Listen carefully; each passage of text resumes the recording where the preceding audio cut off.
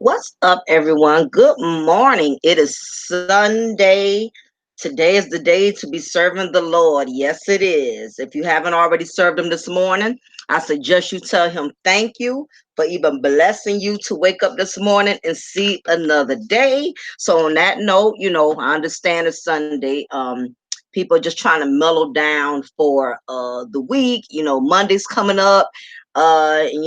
Back to work. Back to dealing with the bill collectors. So, I get it, so I want to try to make this Sunday very smooth selling. But at the same token, I thought it was very important that I did this particular message due to the fact, what's up, ask a classy black man? Good morning. How are you? Did you try to email me recently or anything? I don't know if you tried to email me, but I don't know if a lot of y'all been keeping up with this Steve Harvey situation. Um, I know everybody's been hearing about it, and it's been pretty much rolling downhill for him these last couple of days. This past week, he has lost 3 gigs in one time, in within 1 week, and basically, if you haven't heard, he has lost 3 gigs. His first gig, Steve Harvey lost, was his show Steve, and then he lost Little Big Shots, and then he lost recently, which I knew it was a matter of time. I knew once he lost those 2 shows, I knew Family Feud was going to pull the plug. I knew that was coming. Because 9 times out of 10, let me tell you something, the business don't have no love for nobody.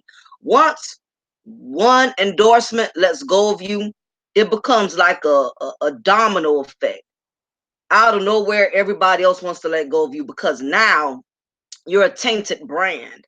And what's going on with Steve Harvey is he has become a tainted brand now. There's not going to be any business or any company that's going to want to affiliate with him, basically because he's already lost um 3 significant gigs, and these are gigs that he's had for a long time. Ain't like he only had these things for a couple of weeks. He's been doing these shows for a couple of years. And it's very important that, we learn from this. This is the reason why I'm doing this content, is because there's just too many egos. We have a lot of egos. And what a lot of people not realizing is big egos lead to destruction. Yeah, I'm trying to get you on the show regarding marriage.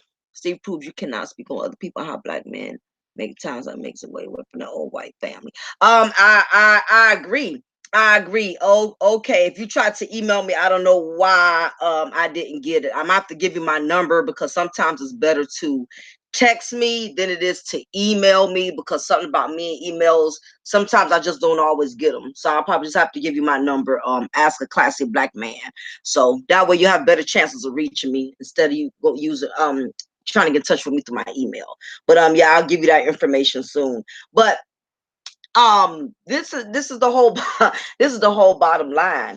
It's amazing how a lot of us as black men and black women, and we see how other successful black men and black women fall from grace, and we don't take heed. We act like it can't happen to us. We act like, okay, well, that was him, that's not going to be me, or that was her, that's not going to be me.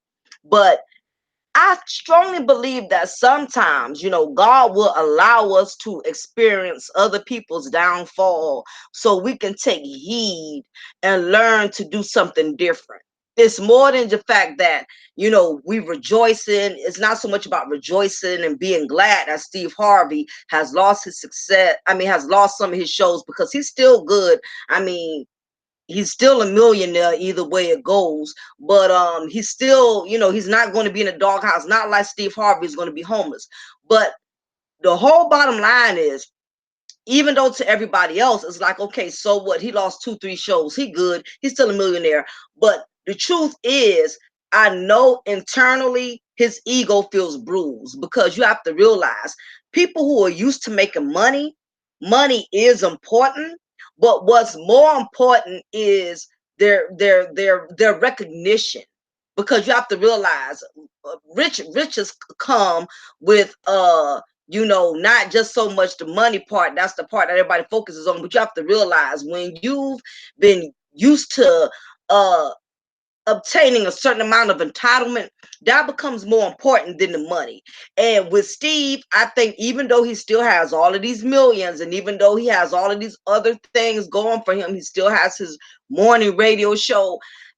That's besides the point. The point is, he was basically let go of. And I know that's bruising his ego. What's up, James Harvey? What's up to everybody that's into the chat room? Appreciate y'all this morning. It's more than, okay, he got other things going on. He's still a millionaire. So what? He still got other shows. No. The thing about it is, people who are used to being on top, people that are used to being on top, they do not like for anything to be pulled from up under them. And I believe that's really what Steve Harvey is up against right now. Of course, his ego, the man in him, is going to play it cool and be cool, calm, and collective, and act like it ain't bothering him, or whatever the case is. But people who are used to being on top, people who are so used to having a way, they cannot stand when somebody takes something from them. So at this point, it's not a money thing for Steve Harvey, it's an ego thing. Okay, because again, he's been on top, and he's always been the one to call the shots. For the most part, no one has really been able to call the shots for Steve Harvey. He's always been the one to decide what he wants to do, how he wants to do it. He's always been the one to decide if he wants to do a show. He's never been one that been put in a position of where something has been taken away from him, where he's not used to being discarded. He's used to doing the discarding. And this is what happens to rich people. This is what happens to people that have had their way for so long. They cannot handle rejection. Let me tell you something. Rich people, or people who have been on top for a long time, they cannot handle rejection. Unlike us regular poor folks that's, used to working for paycheck to paycheck and trying to make it, rejection don't bother us as much, because we're kind of used to having, we're used to not having. So we can take a loss. People that are used to being in a struggle can take a loss. People who have always been successful, they are sore losers. Okay. People who have always had it all, people who have always been on top, are sore losers. They cannot stand when somebody pulls a plug on them and say, I'm taking this from you, or no, I'm not letting you have this anymore. Rich people are successful people, are people who have had their way for a long time, act like big babies when something is taken away from them. Now, with that being said, let me tell y'all, your boy Steve Harvey has not had the best of luck these last couple of weeks. Now, my thing is, I don't rejoice when somebody's successful loses, loses something, fails, and doesn't, and loses all that they have accomplished. I don't rejoice off of that. But however, this is the reason why I'm doing this message. We as Black people, Black men and Black women, you have to focus on the fact that when you see a successful person being brought down, you need to take that in consideration. You need to take heed of that and realize that it can always happen to you. Because I see a lot of it in these YouTube streets. It's a lot of people in the YouTube streets that are doing really well with their channel. It's a lot of black men and black women that are doing really well with their channel. Their subscribers have increased significantly. Their donations have increased significantly. And because of that, I'm starting to notice there's a lot of egos, both black women and black men, these YouTube content creators, their egos are getting the best of them.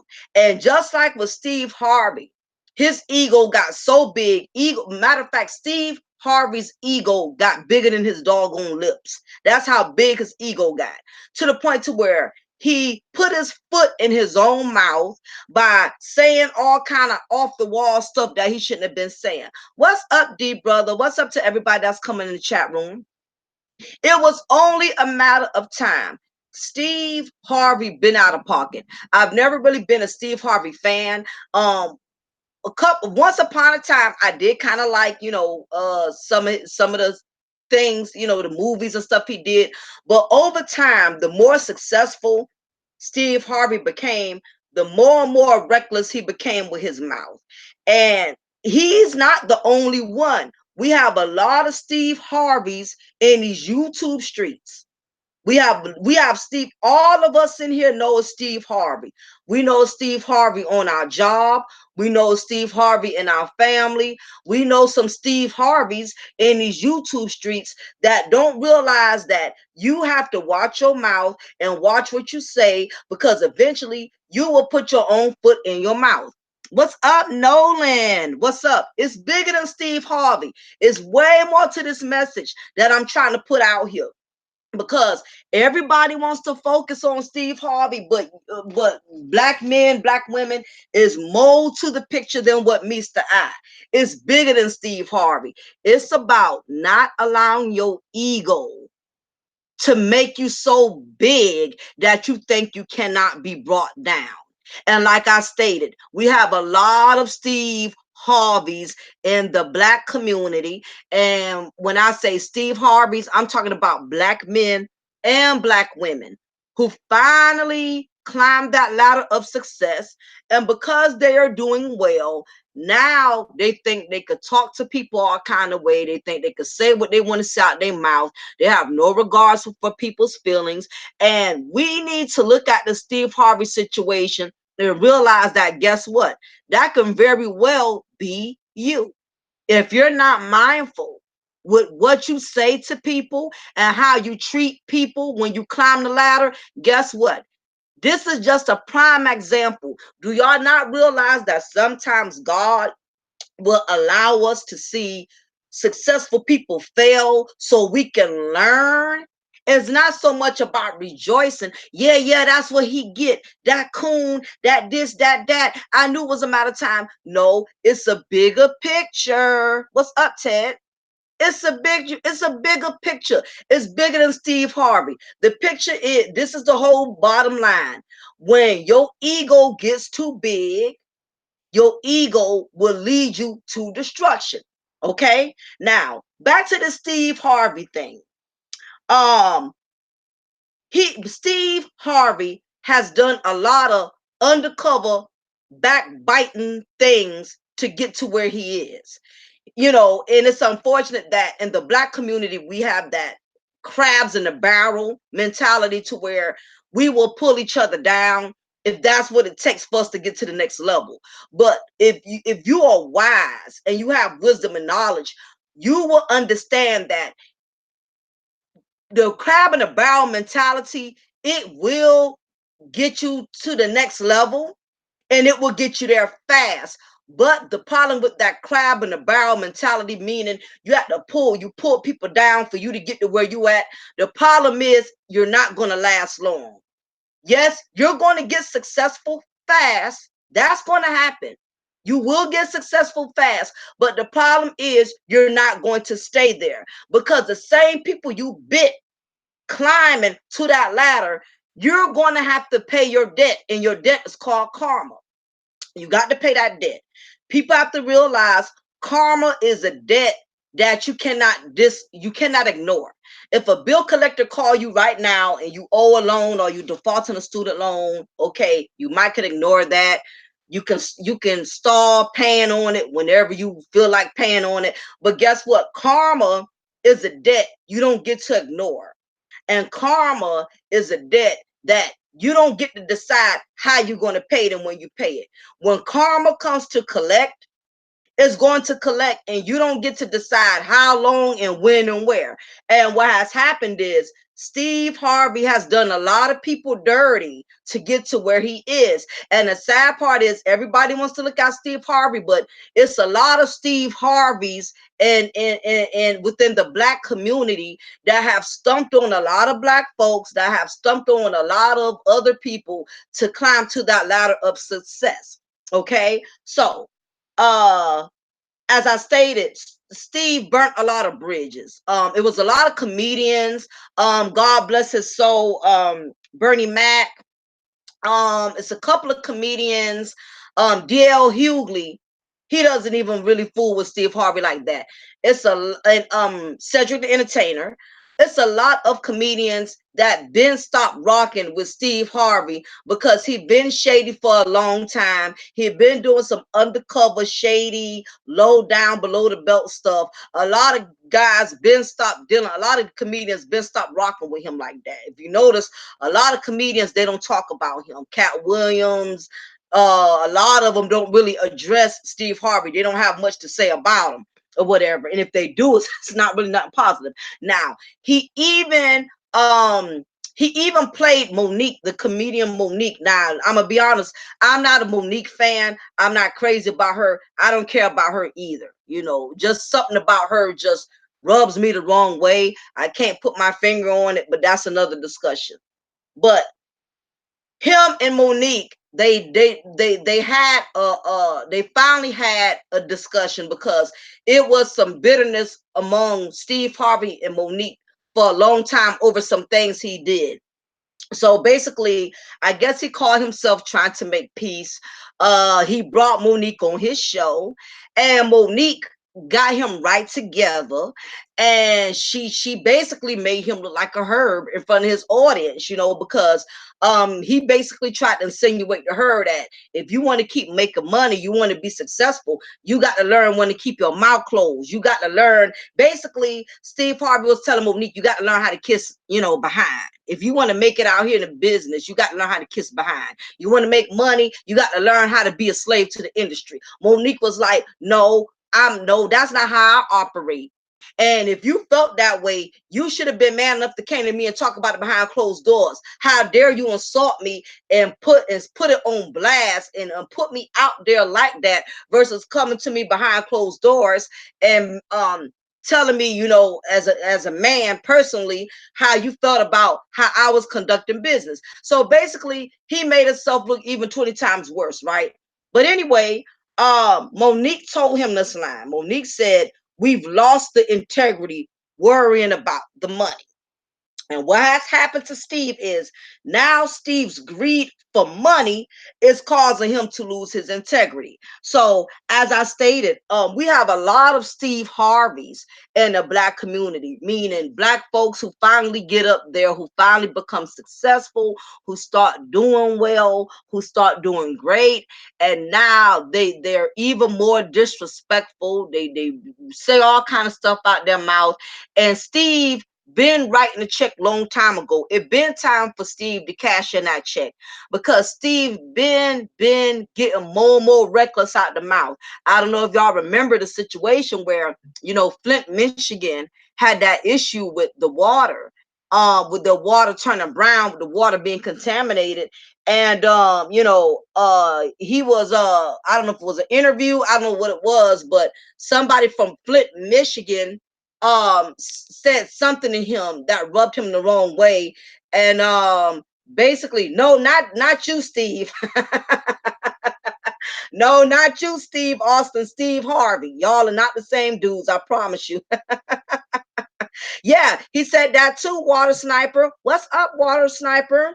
Good to see you, dude. Long time. Yeah, he threw shade at the people in Flint, Michigan, and basically brought up that comment to a resident saying, "Go enjoy you a go enjoy a nice glass of that brown water," knowing that Flint, Michigan was in trouble, knowing that that was something that was beyond their fault. That was something they ain't had no control over that. And because you live in your mansion and you got clean water coming out your sink and out your tub, it was easy for you to come out your mouth and say something like that, because again, you're not in the struggle.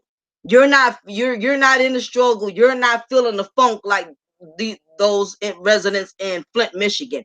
But time and time again, I could bring up a lot of things about Steve Harvey. We don't even have to go into all of that. We've been new. All of us know Steve Harvey been putting his foot in his mouth for a long, long, long time. So this was bound to happen. It was only a matter of time. But what broke the straw on the camel's back was when Steve Harvey made the comment on his show, Steve. And this is what he said. He said, "Rich people don't sleep 8 hours a day." That's a third of your life. It ain't but 24 hours is what he hold on, what he say? It ain't but 24 hours in a day. You cannot be sleep 8 hours a day. You can't live in LA and wake up 8 o'clock in the morning. It's 11 o'clock in the East Coast. The stock market has been open 2 hours. They're already making decisions about your life and your ass sleep. Excuse my French, is Sunday, but that's what he said. My thing is, it's one thing to try to encourage people that they need to strive for better and they should not be stagnant. But that whole comment sounds like the insult, basically saying if you don't get 8 hours of sleep, that means you're not working enough. And I'm like, who are you to decide what's hard work and what's not hard work?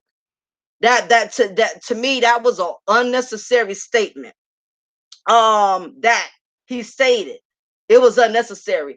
Everybody needs rest. Even the Lord, even even when he was creating the earth, he rested on the seventh day. Now, I find it ironic that Steve Harvey loves to quote Bible scriptures. He does that a lot, but I notice he only wants to quote the scriptures that he wants to quote for him to make a point. What about Proverbs 11, chapter 28? He who trusts in his riches will fall, but the righteous shall flourish as the green leaf. What about Proverbs 23rd, chapters 4 through 5? No, I'm sorry. Proverbs chapter 23, verses 4 through 5. Do not wear yourself out to get rich. Do not trust your own cleverness. Cast but a glance at riches, and they are gone, for they surely sprout wings and fly off to the sky like an eagle.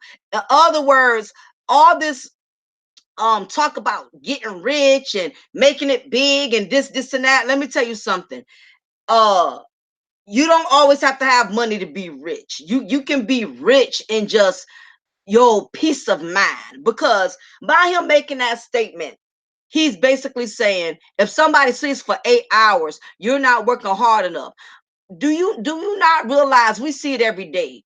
If being rich was so glamorous, why do we have so many celebrities that are killing themselves?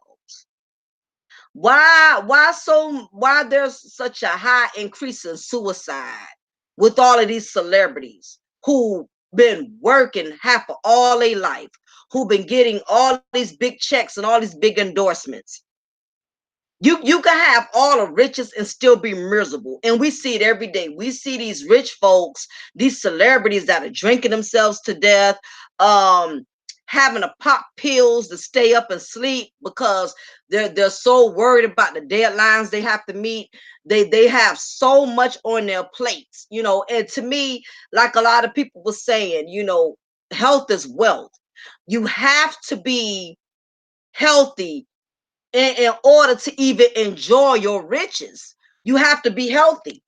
How can you enjoy your riches when you tired, you exhausted because you've been in the studio all night, or you had 8, 9 gigs all at one time? This is why people are jumping off the deep end. You know what I mean?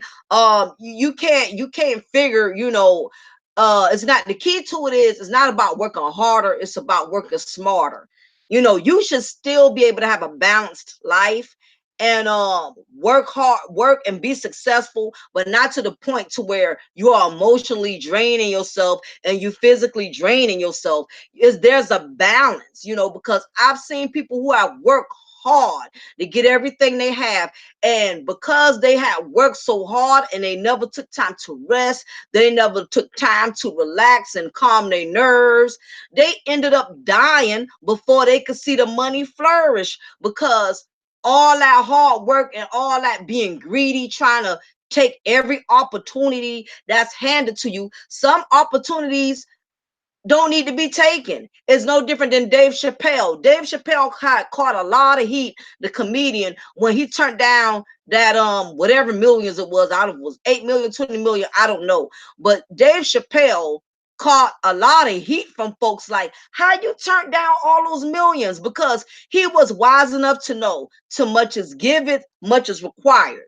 You're not going to get a lot of money and not go through a lot of hell. It's always a catch 22. People who make a lot of money, it's a lot of headaches that come along with making a lot of money. It's a lot of stuff you have to deal with. It's a lot of demands that you have to meet. Once you climb that ladder of success and you make it there and you get there, it's so much that is expected of you. It's people who work so hard, they want to rest, they want to sleep, but they can't because they have made this lifestyle their everything. Once you make riches your everything, you lose yourself in the midst of the money. You lose yourself in the midst of the fame. And this is why every day you turn on YouTube or you open your local newspaper or magazine, you find a celebrity who done shot themselves in the head, who done killed themselves, because with all the money, all the success, they still had no peace. There was no peace. You can have it all, but no peace, or you could not have anything but have all the peace. Either way, you're going to have one. You can't have one without the other. It's a lot of miserable rich folks, a lot of rich, successful folks out there that are miserable, that would love to switch shoes, would love to trade shoes with somebody who has less than them because they can't rest. It's 50 million for Dave. Okay, wealth is never happening. Okay, so it was 50 million. Okay, Steve, I knew they offered him a lot, and he turned it down.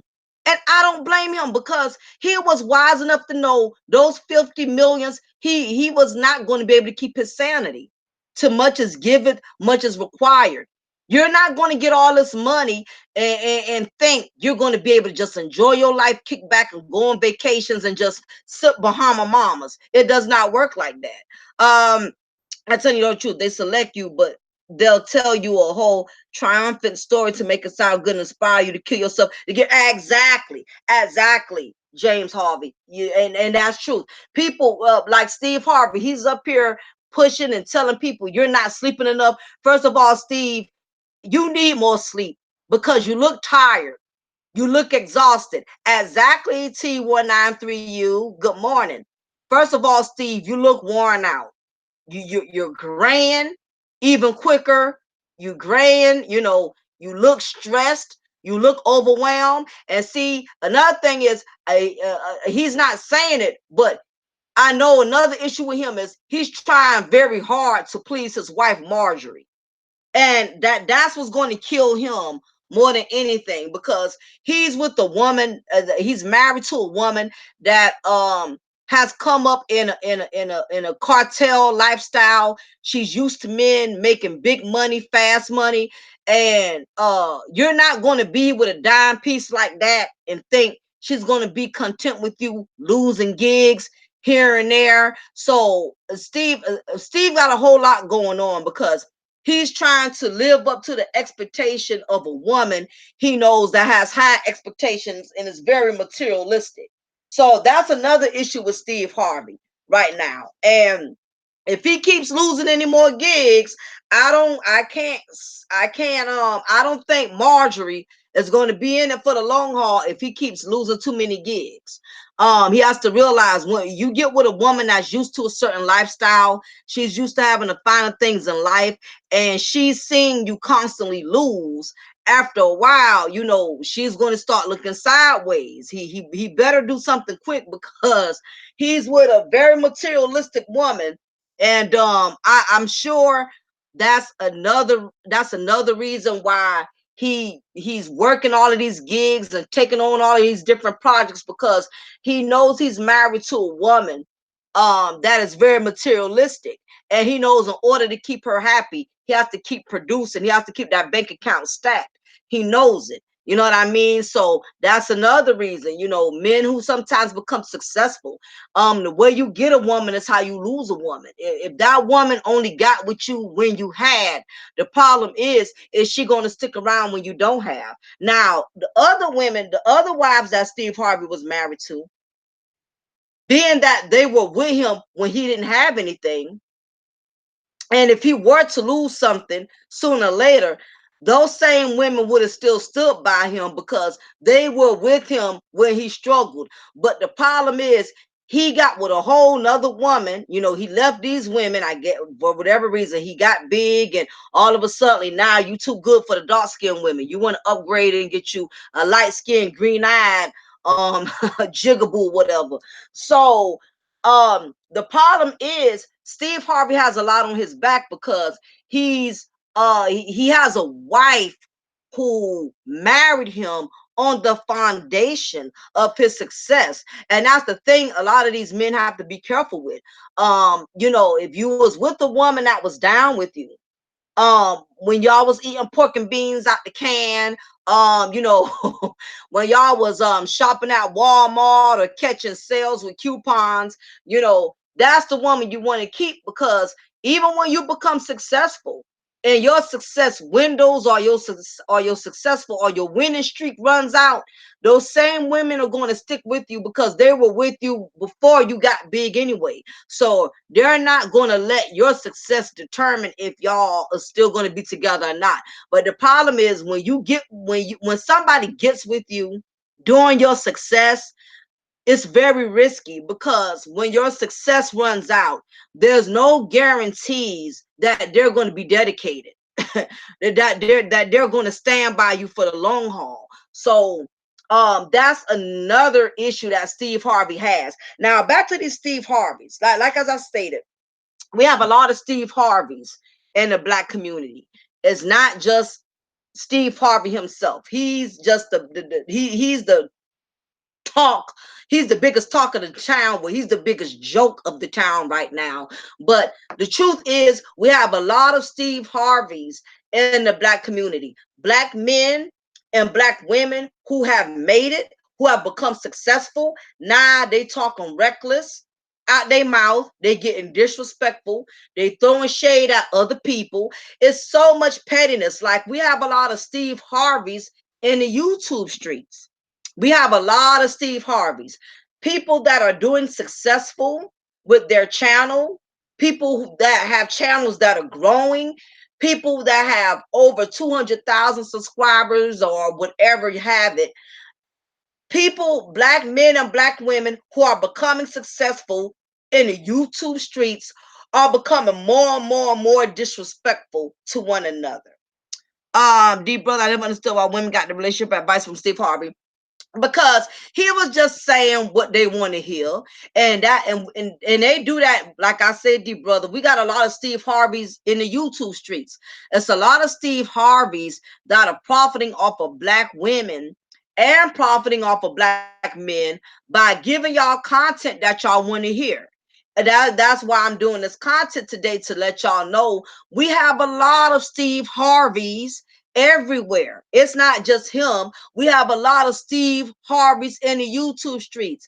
You got these black male Steve Harvey YouTube content creators that is feeding all the black men in the black community, giving y'all this negative content about black women. What's up, sport? Appreciate you for coming in. Um, They know that there's a lot of black men that are getting fed up with the ratchery of black women. And a lot of these brothers in the YouTube streets, they are smart and they know that. And they know that anytime you do content, anytime that you do any type of material based on black female uckery, they know that they're going to get the majority of subscribers they need to support their brand due to the fact that there's so many people against it. And it's just another form of Steve Harvey. I'm going to sell to you what I know you want to hear, what I know bothers you the most. And we have a lot of that in the YouTube streets. So what some of these guys do in these YouTube streets, they want to talk, they want to poison other black men by talking negative about other black women, by stating, all black women are this or all black women are that. And really, at the end of the day, they really don't care about other black men. They don't care about other black men and what y'all are really going through. The only thing they care about is getting your donations, and the only thing they care about is getting you to support their brand so they can keep getting subscribers. They don't care. Don't think because another black man is giving you content about black women, he's giving it to you because he cares about you or he wants to see you do well. He wants you to keep investing into his brand and investing into his channel. That way he can keep getting donations. No different than we got these female Steve Harvey. We got a lot of female Steve Harvey YouTube content creators as well, because not just the black men that are doing it, we got black women that are doing it. What's up, Poetic Kels? Good morning. We have these female Steve Harveys in the YouTube community that's trying to poison other black women and to uh you know not supporting black men, not wanting to be with black men, by basically producing nothing but negative content. And what has happened, if y'all what's going on, and I've addressed this several times in a lot of my videos, is that a lot of you subscribers, y'all are being sold. A lot of these content creators, they're nothing but salesmen. They're salesmen. In order for them to profit off of you, the only way they're going to get you to invest into their channel and invest into their brand, they have to come up with negative content and negative material. Exactly. It's internet hustling. Thank you, because that's exactly what it is. While a lot of y'all subscribers think that your content creator really has your best interest and they really got love for you because you're a black man, or they really have love for you because you're a black woman, it's not about love for you. It's about you donating into their channel. Because if they had love for you, why would they give you content to make you more bitter? Shouldn't they be giving you content to make you more better?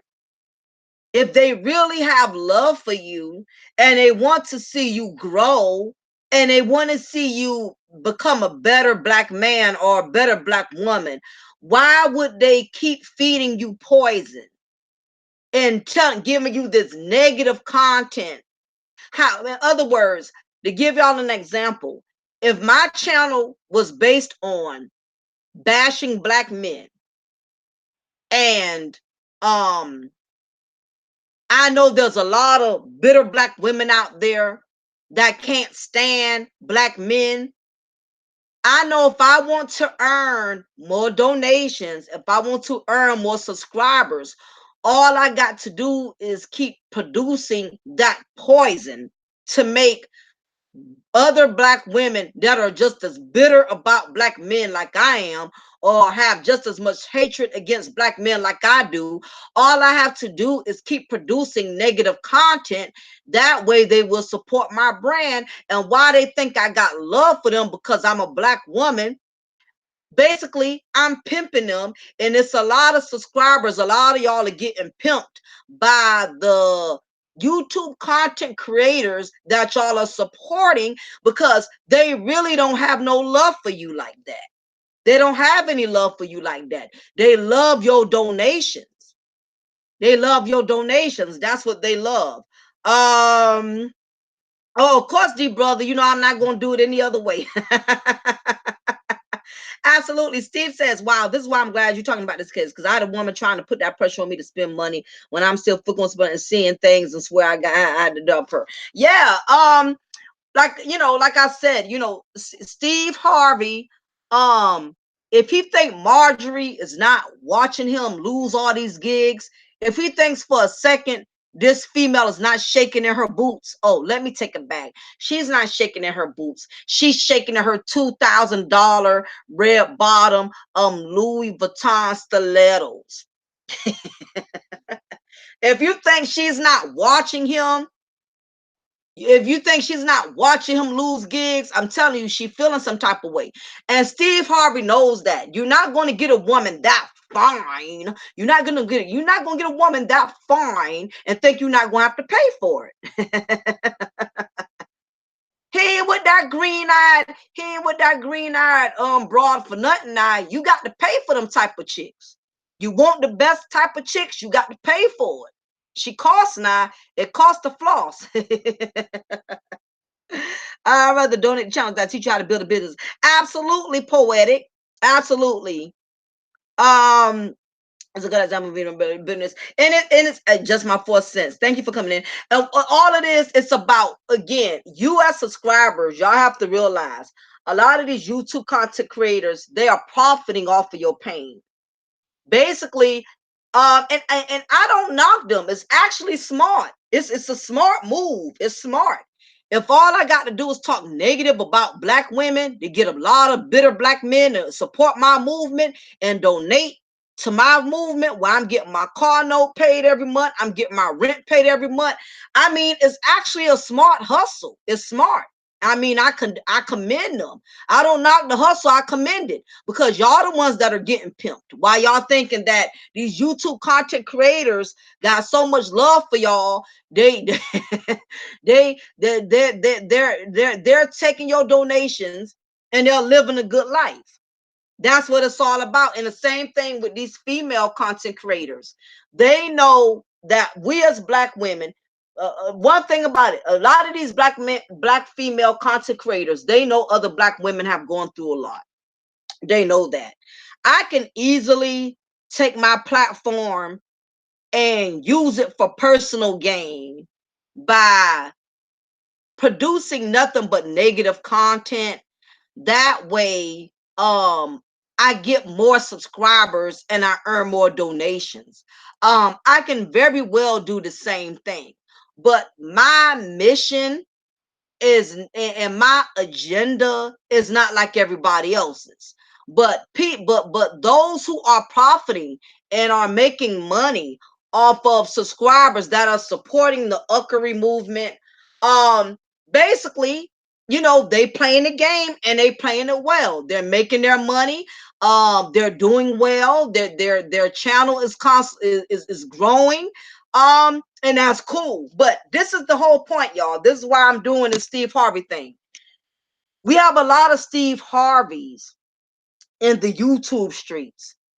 We got a lot of black men and black women that think because they have a large fan base of subscribers and think because they got all kind of prostitutes, because some of you subscribers, y'all are prostitutes to some of these black men and black women who do this negative YouTube content. You nothing but prostitutes, and they pimping you, especially if you paying them and you giving them your hard-earned money for them to talk about nothing but garbage. You're basically a prostitute. Yes, I said it. Go run and tell that. Now, back to what I was saying. We have a lot of Steve Harveys and these YouTube streets that are getting their jollies off by having subscribers that lack knowledge, that lack their own mind, that lack their own sensibility. They are able to manipulate a lot of subscribers into investing into their negative content. And again, it's nothing but a Steve Harvey strategy. As long as I keep saying negative things, I know people are going to support what I have to say. And I know people are going to keep investing into what I have to say. So therefore, I'm going to say it. But this is the lesson that a lot of these YouTube content creators have to realize. Just like Steve Harvey, you may be big right now. You may be flourishing right now. You may be prospering right now. But what's going to happen when you least expect it? Because you have gotten so comfortable with your negative content, because you have gotten so comfortable with being disrespectful in these YouTube streets, with being disrespectful with your content. You as a black man, you're disrespecting other black men on your YouTube panels. You're disrespecting other black women in your YouTube panels. Same thing with you YouTube uh female Steve Harveys. You done got so comfortable with disrespecting black men. You've gotten so comfortable with disrespecting other black women. What's going to happen is sooner or later, your own demise is going to cost you to lose everything you have. Now, what we see going on with Steve Harvey, don't think it could only happen to him. You big YouTube content creators, you are the ones, you guys have to be more careful than the small fries like me. YouTube ain't going to be coming for me like that because I'm not big. I'm less of a threat. But for you big YouTube content creators, whether you're a black man, whether you're a black woman, they are waiting for you to screw up. They're waiting for you to say one thing wrong on your content. That way they can pull the plug and you have to start all the way over with things that it took you years to build. You're no different from Steve Harvey. Your whole empire can be shut down. Pay attention to the Steve Harvey. Pay attention to what's going on with Steve Harvey. Take that as a lesson learned that you're never too big to get shut down. I don't care how many people got your back. I don't care if you have a big old praise team in your chat room that's supporting your uckery movement, that's donating to you and making you feel big. They building your testosterone. They building your estrogen, ladies. You can always be bought down. It's just a matter of time. Sports says, problem is most people are followers and seekers of validation. I agree. On the flip side, a lot of content creators are seekers of power and control. Absolutely. Absolutely. And it takes you as a subscriber, you got to be hip to the game. You have to know if people's giving you content that's going to be edifying or content that's just going to be negative. You have to be the smart one and reading between the lines, because I'm looking at a lot of these subscribers, and I grieve for them, because I'm like, y'all are not catching on. It's a lot of people that are hibernating. They're not trying to be woke to what's really going on in these YouTube streets. We have a lot of Steve Harveys that are profiting off of black men and black women because they're producing nothing but drama, nothing but controversy, and nothing but negative. Yes, I've had 9 channels get terminated. And it's very unfortunate, because I see channels that are producing positive content. These are the channels that are being targeted. The moment these positive channels, the moment they do one thing wrong, or somebody flags or says something, it's always the most positive content creators that are being targeted. And the sad part is, the ones that are out here producing the garbage, YouTube is not really bothering them.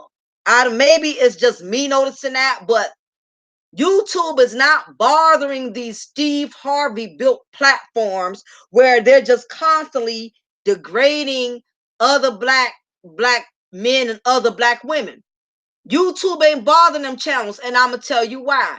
The reason why, what a lot of black men and black women are not wise enough to understand, and what they're not catching on to, is anything that they see is causing us to clown each other and clown one another. The reason why they don't target that is because they want the black community to continue to self-destruct.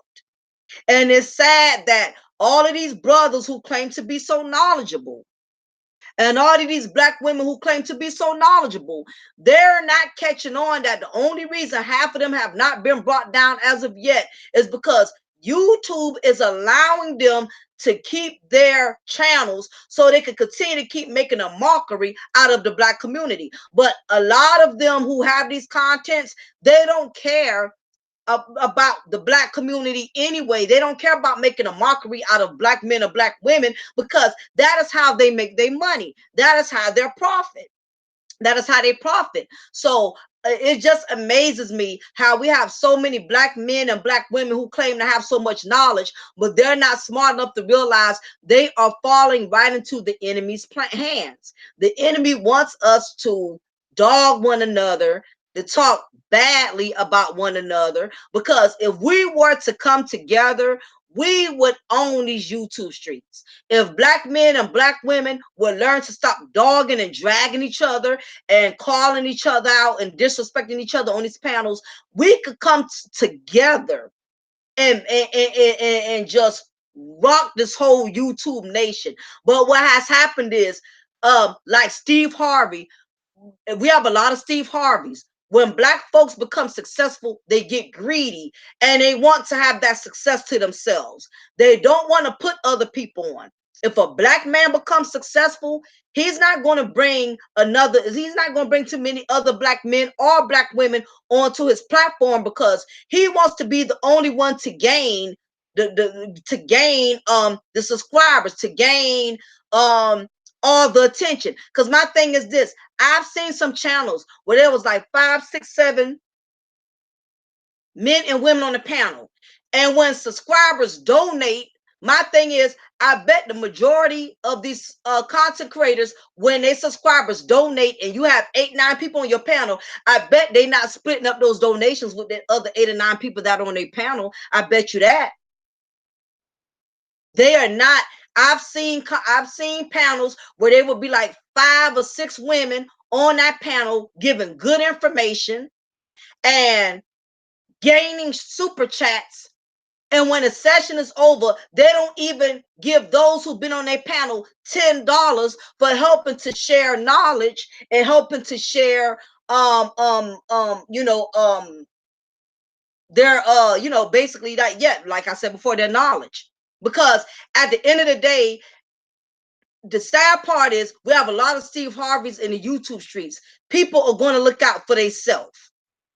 People are going to look out for themselves. They're not going to look out for the whole black community as a whole. In my 4 cents, I'm considering opening the YouTube channel. My concern is my company, my employment. I know how bitter Negroes will go after person. Absolutely. My advice, just my 4 cents, if you decide to become a part of this YouTube movement, my best thing is, the best advice I can give you is to be balanced. To be balanced. You become less of a target when you are balanced. Don't make your channel just based on black women, and don't do your channel just based on black men. Talk about different topics, not the same uckery day in and day out. Because honestly, if you were to just stay on one gender, whatever, your channel is not going to get much recognition anyway, because it's too many people that are already doing that. So the thing is to stand above the rest, and to do your channel, provide information that the black community needs, because we already have too many content creators, black men and black women, that are producing a lot of garbage and not enough of knowledge. So that would be my first recommendation. And the thing is, you don't have to put all your information on there. You don't have to put where you work at, what you do. Main thing is, don't get close to nobody in these YouTube streets. Don't confide into anybody. Don't tell them nothing personal. Don't tell them where you work at. Don't tell them what your wife do. Don't tell them what school your kids go to.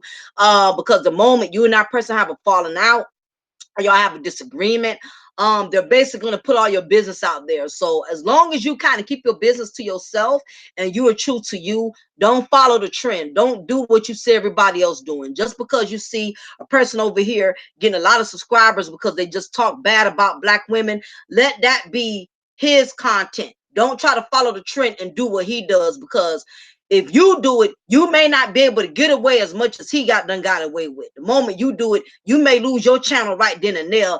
And in his case, he may never hardly lose his channel. You know what I mean? So just be true to you, and and don't fall up behind the trend in the YouTube streets, and you'll be fine. It's not the YouTube, it's people who are abusing YouTube. It is not YouTube's fault.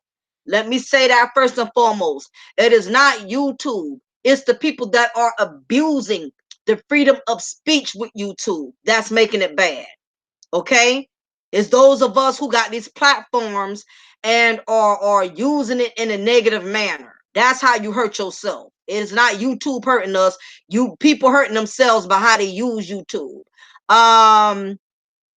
Is the crab in the pot syndrome. Yeah, we got 2 men. We got a lot of that going on, Steve. There isn't wrong for one to become for your time and opinion spent as a content creator. However, for those people that view the content should use discretion on the internet. Absolutely, and I totally agree with that. What's up, sus buds? Because a lot of blacks would rather be the captain of a sinking ship rather than help any black person aboard.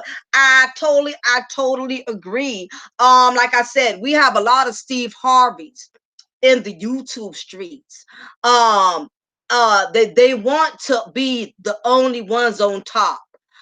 They don't want to share their success. They don't want to share too much of their accomplishments and bring other people on board because they feel like it's going to take away from them. They feel like they're going to lose because of them. But this is what people have to realize. Just like Steve Harvey got bought, just like Steve Harvey is slowly but surely losing. He done lost 3 shows within a week, back to back to back, because of a negative statement he made about you basically lazy if you don't get 8 hours of sleep. When there's people out here who working their butts off, and they have to, even the doctors tell you it's important that you get at least 8 hours of sleep. And the fact that he put that out there, he put a bad taste in a lot of people's mouths. And he's lost 3 gigs within a week. So, with that being said, we all need to learn from Steve Harvey. Be careful with how you come out of your mouth and the disrespectful things that you say, because while you think it's not a problem, and this happens a lot in the YouTube street, what happens a lot, let me tell y'all what's really going on. People get the bigger the subscribers, the bigger the ego. That's what's going on in YouTube streets. People are letting numbers swell their heads up. Black men and black women who have these panels, because they have earned such a large subscriber base, it makes them feel this sense of empowerment. If I got all of these people supporting my channel, then what I'm doing must be right. And that is what's going on. A lot of these YouTube content creators are letting their numbers manipulate them. And they think because they have over 200,000 subscribers, 300,000 subscribers, they think because they have all of these supporters that the negative content they're putting out must be good. It's kind of no different than if you're putting out degrading music about black men or black women, but because everybody's buying it through iTunes, you think you're doing something good. When the truth of the matter is, the way the masses work, but you have to be deep in knowledge or understanding to know how things really operate. A lot of the time, the masses will set you up just to bring you down, meaning that they're going to let you keep getting bigger and bigger and bigger. And I strongly believe YouTube is allowing a lot of black content creators, men and women, they're allowing them to do really, really great and to do really, really successful. And at the moment they really reach that peak, they're going to pull a plug on them when they least expected. And the sad part is a lot of these content creators, a lot of them have had ample amount of warning. A lot of these content creators have been forewarned over and over and over, to the point some of these content creators, they have had to change their channels several times. They had to keep rebuilding a channel several times.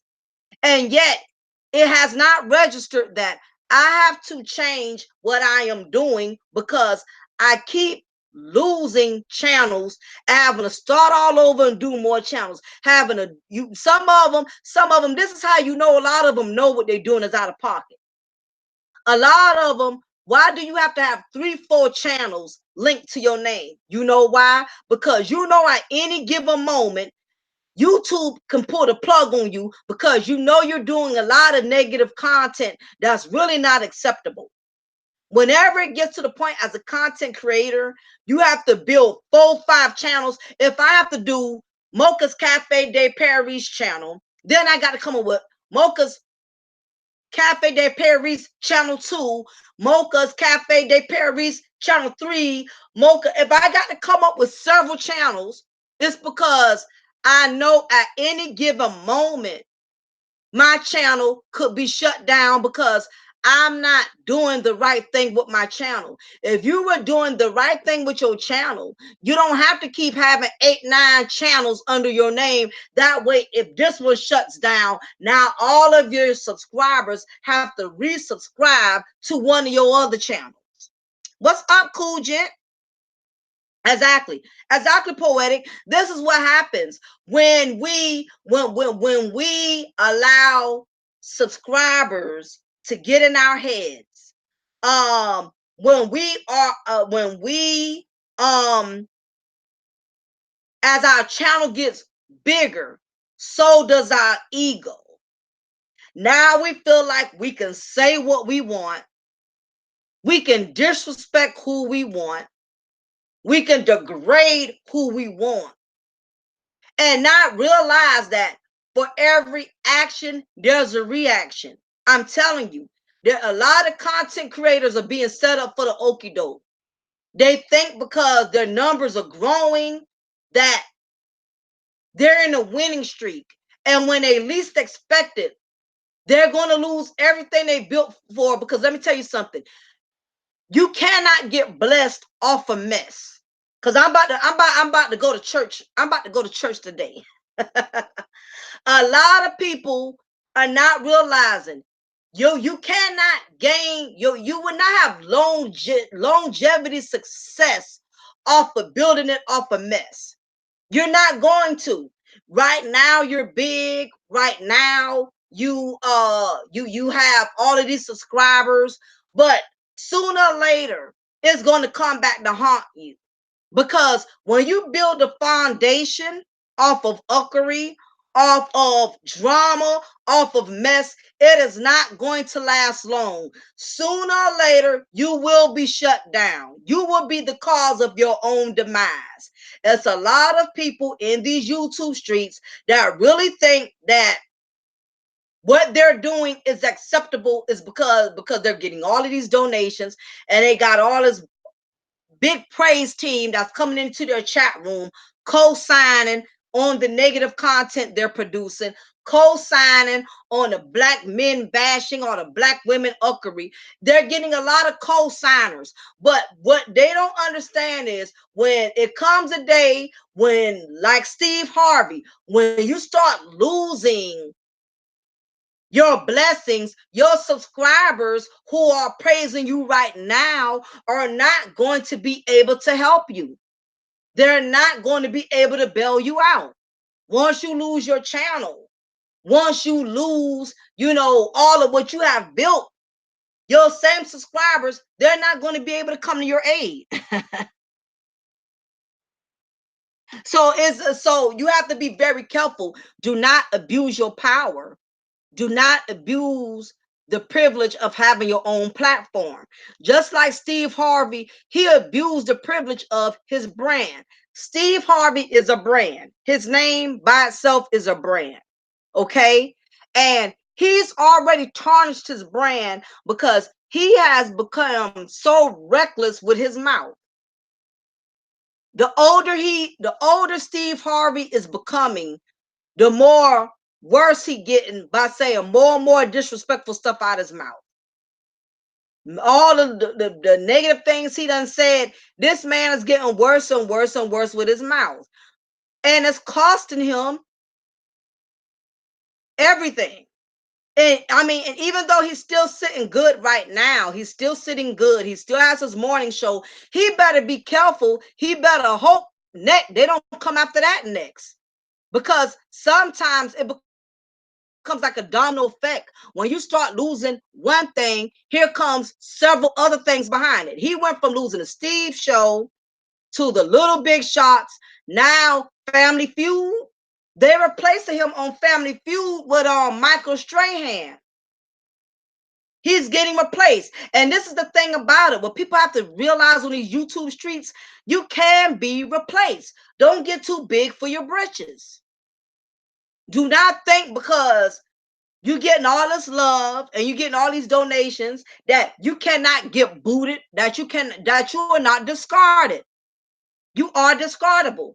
Because the moment you come out your mouth to say one wrong thing, oh, that's all it takes, and you can lose everything that you done built. We have a lot of that going on. But I thought it was imperative, that I did this content this morning because, again, Steve Harvey done put his own foot in his own mouth. He been doing it though. Steve Harvey been acting up for a long time. Even even that time when Donald Trump was running for president. He was the one blasting on his radio show, don't vote for Trump, don't vote for Trump, don't vote. I mean, he drilled that in all the listeners' heads like a sergeant. He begged and told everybody, don't vote for him.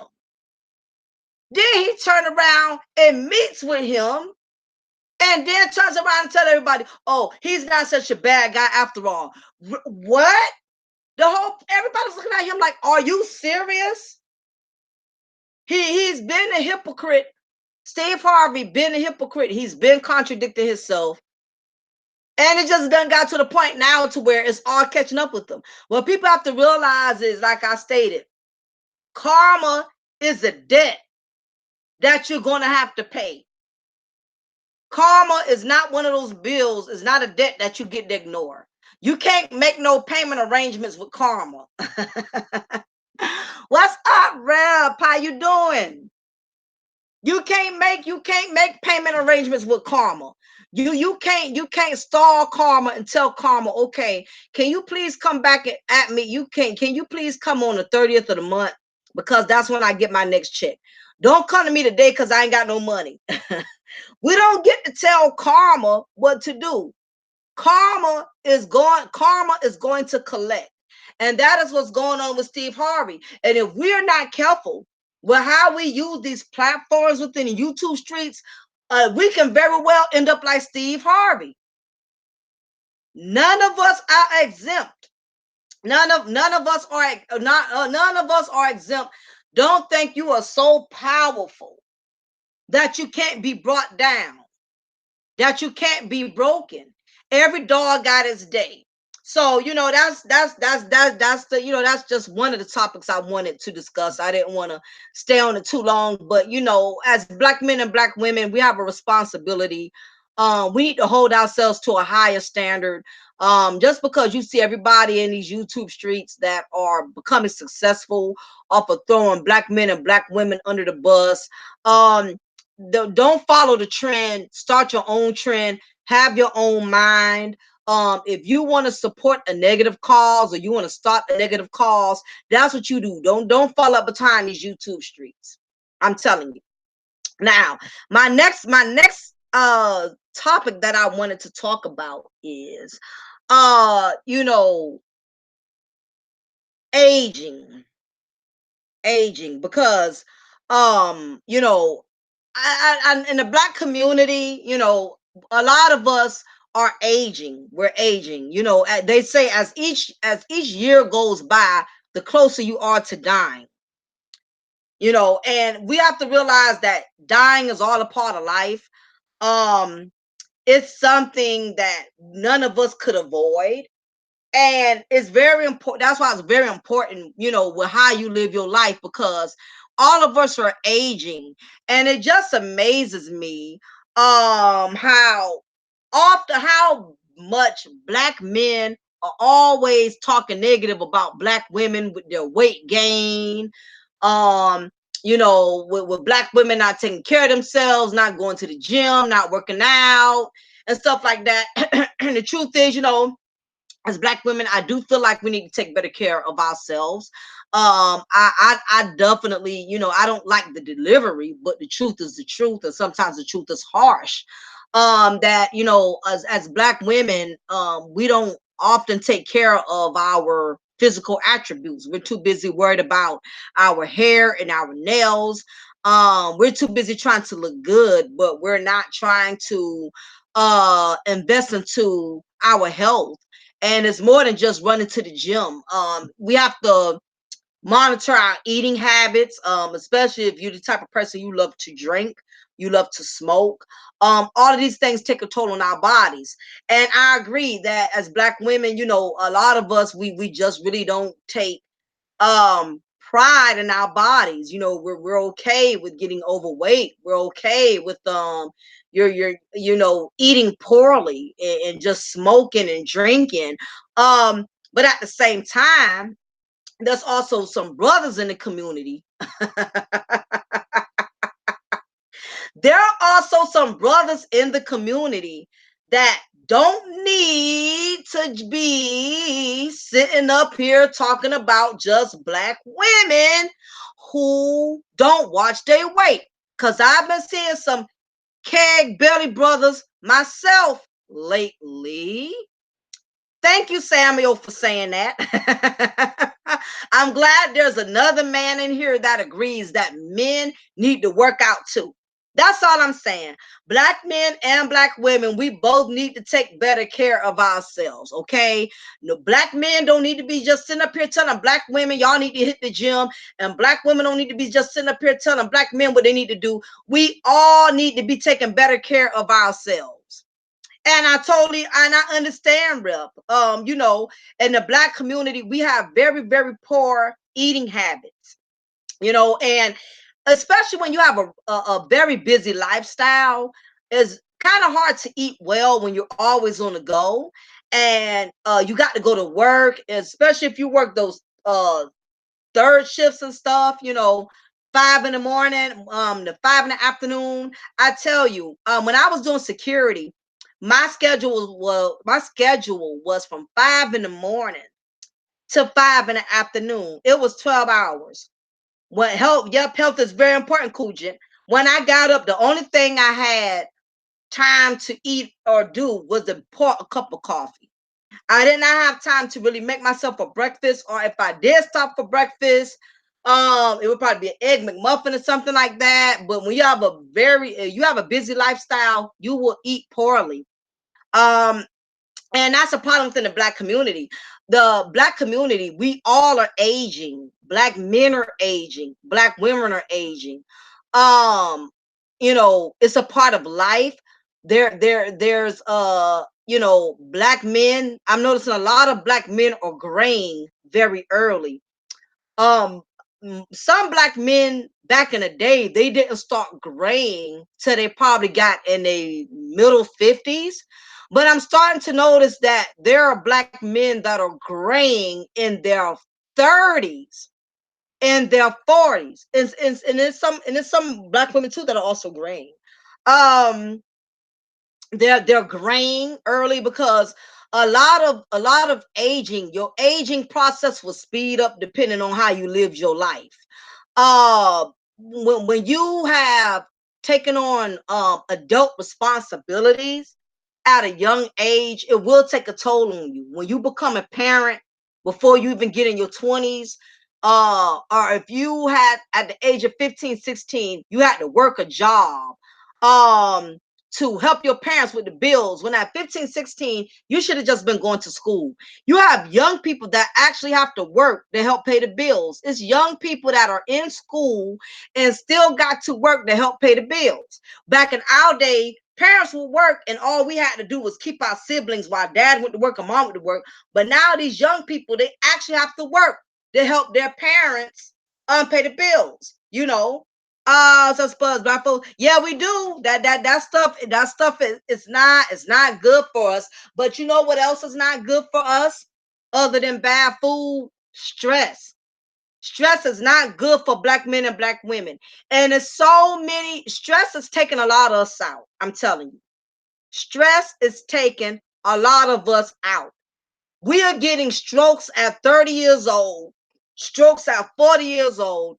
That stuff should not even be happening in the black community. But the reason why there's so much stress is because a lot of black men and black women are feeding into so much negativity in the black community. And if you are are constantly around negativity, whether you want to believe it or not, that stuff brings stress to you. That's why you can't be in a negative environment. You can't listen to negative content because it will stress you. And you may think it's harmless because you're just listening to it. It will bring a toll on you when you're around stressful situations and stressful people all of the time. Clinton says, "What's up, Clinton? A lot of people get on women more about inside. Excuse me, my I ain't reading good today. A lot of people get on women more about it because in society, women are judged by how beautiful they are, and men are more so judged by how much money they make." And I agree with that, Clinton. Absolutely. And women are going to always get the hardest time. And that's just the way it is because as women, we are expected to look a certain way. We are expected to carry ourselves a certain way. But what I'm saying is, and I agree with that. I agree that black women do need to take care of better selves of their bodies. But what I also would like to state that some of these black men need to take care of their bodies too. Some of these black men are graying early in their 40s. Some black men are graying early in their 30s. Some of these some black men are overweight as well. They're overweight. There's obesity between black men and black women. And some black men are not taking care of themselves that well, like some black women are not taking care of themselves that well. Um there's black men, who want to get on women about their weight and about their size, when at the same token, they're picking up weight, they're picking up a few pounds. I've seen some men that got, you would think some of these men are pregnant. Some men are not hitting the gym. They're not hitting the gym. They're not taking care of their bodies as well. Because where you men have to be careful is that don't focus so much on making money that you neglect your health. I tell my husband the same thing.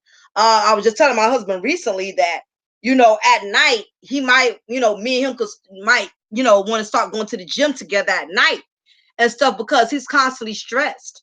And sometimes as men, I know y'all have a lot on y'all plate. Y'all too busy being providers. Y'all want to make sure your wives are good. You want to make sure your children are good. Or you have so much responsibilities as a man. You own your own business, or either you're a manager, you're an executive producer. It's a lot of men, a lot of you men who got high titles and high positions in a career world, to where you make a lot of money, but it's taking a lot of toll on you mentally. So as men, I advise y'all, don't get so focused on making the money and trying so hard to take care of your family, or trying so hard to please the woman you with, to where you stress yourself out because you're not getting adequate sleep.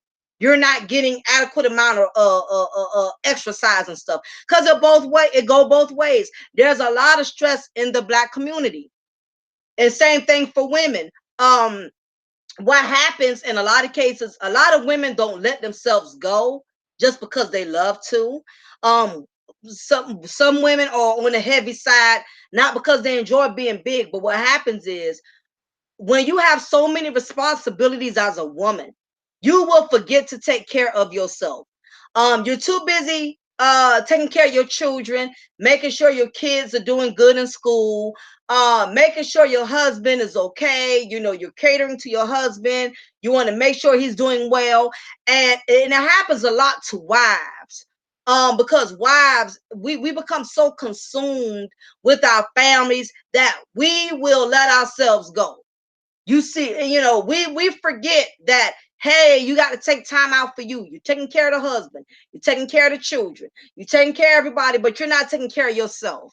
So that's why it's important for black men and black women to come together, especially if you're in a relationship. If you see one of y'all is failing or one of y'all is lacking in something, if you feel like your wife is picking up too much weight, or you feel like your husband is picking up too much weight, that's when y'all both need to get together and say, we need to get a gym membership.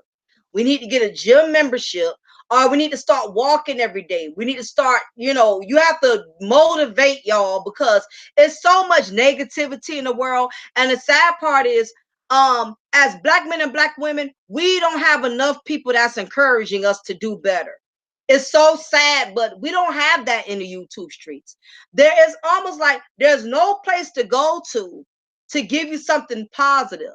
And this is why a lot of us as black men and black women, our mindset is so negative, because that's all we have to listen to. As soon as you turn on YouTube, that's all you see. You see black men going in on black women, black women going in on black men, or black men going in on black men, or black women going in on black women. There's nothing enough positive, which is why we're more. If y'all cannot see what the enemy is doing right now, the enemy will have you sitting on YouTube watching all the YouTube uckery with people going in on each other on these panels. Do you realize you could take that same energy you're using into sitting there and watching that chaos? You could be exercising. You could be exercising. You could be walking the park. You could be at the gym.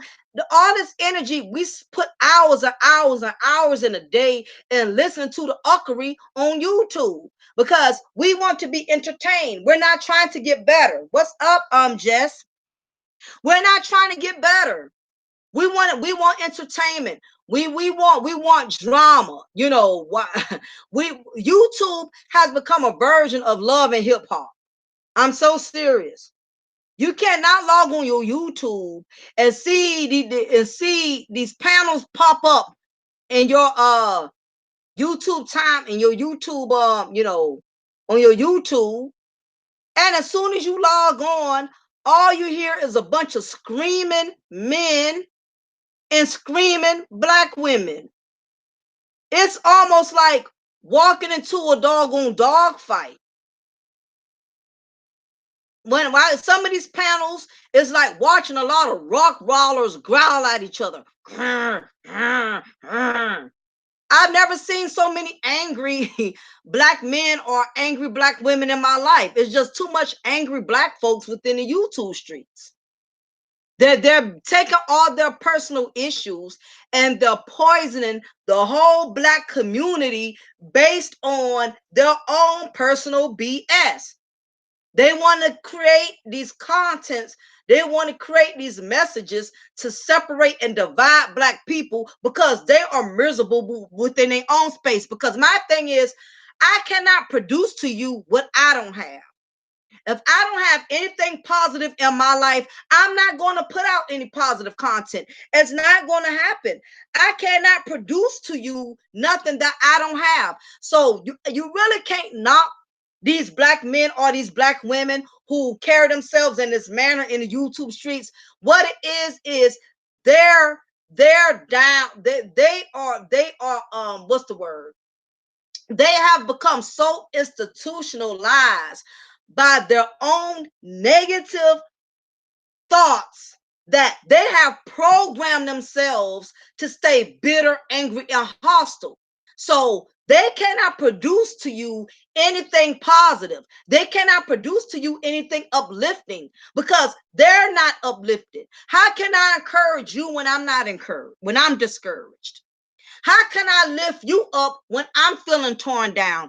I cannot give you something that I don't have to give to myself. And that is what you subscribers have to realize. A lot of the negative content that you're receiving through these YouTube channels is because the people that are producing them, they are not happy within themselves. A person that has found self-contentment, the last thing you want to do is bring strife to someone when you have so much peace within yourself. A person that has peace within themselves, they cannot produce strife. It's not going to happen. It's not going to. Yep. And they talk about agree. They talk about themselves and how absolutely. I can only produce to you what I can relate to. If only thing that's going on in my life is negative stuff, that's all you're going to get out of me. I cannot give you what I don't have. There's a lot of bitter black women, and there's a lot of scorned black men. Yes, we have some scorned black men out here. We're not going to act like being bitter is just a black woman's disease. There's black men, there's bitter black men and bitter black women. It's bitterness on both sides. We're not going to sit up here and just make it seem like one side got an issue and another side don't. All of us have issues. But the thing about it is, you can either use your issue to make you better, or you can use it to make you bitter. And the problem is, we have a lot of miserable people. And as the saying goes, misery likes company.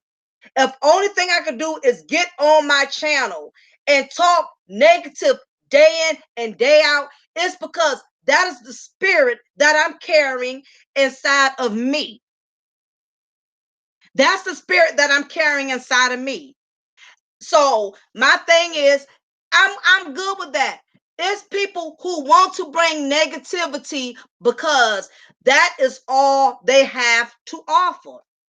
That's all they have to offer. And the more we try to do something positive, somebody is going to try to corrode your positive efforts. What's up? Big ups to everybody in the chat room. Appreciate your presence. What's up, Terry? What's up, everybody? But because the thing is, people want to keep negativity going because net controversy is what sells. Controversy is what sells. Positivity does not sell. Because the black community, we want to be entertained. We don't want to be educated. That is what's going on. Because all of us have our own personal demons that we are battling with. Even myself, because I'm far from perfect. All of us got our own personal demons, but the difference is some of us choose to deal with our demons so we can better ourselves, and some of us choose to deal with our demons to make us more bitter and to make us more toxic. And let me tell you something, drama has become the new drug within the black community. Drama is the new drug. And it's sad that a lot of black men and black women are overdosing off of drama. They're getting high off of drama. They're getting drunk off of drama. You have people that are miserable. They inject drama into their veins like a dope fiend would inject dope into their veins. A lot of us are drama addicts. And we are constantly looking to be supplied drama. It's a lot of drama addicts. Exactly, 𝐜𝐚'𝐬. Drama and validation. That's what's going on. Exactly, Jess. Clinton says, because when you're doing what you're supposed to be doing by nobody, you can't criticize it. So get overlooked. Absolutely. Absolutely. Absolutely, Jackson. I don't have my TV connected anymore. Every day I work on my journal, understand, looking at my past responsibilities, hard field to take. Exactly. And a lot of us, there's so many of us as black men and black women, we all are feeling defeated in some form or another. We all are feeling defeated. We all have something to be angry about.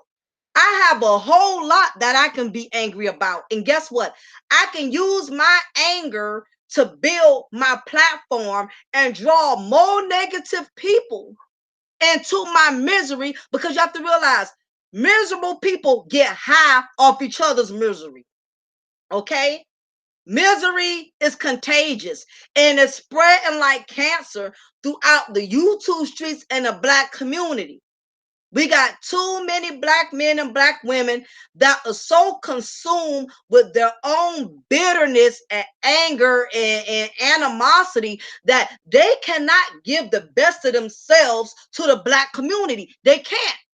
If I'm in bondage, I can't help you. If I have my own bondage and I have pain that I have not healed from myself, how can I heal the Black community when I haven't healed? No, I haven't, Terry, but I'm gonna check it out. That this is why y'all are not going to be seeing me to too many people's panels like I used to be.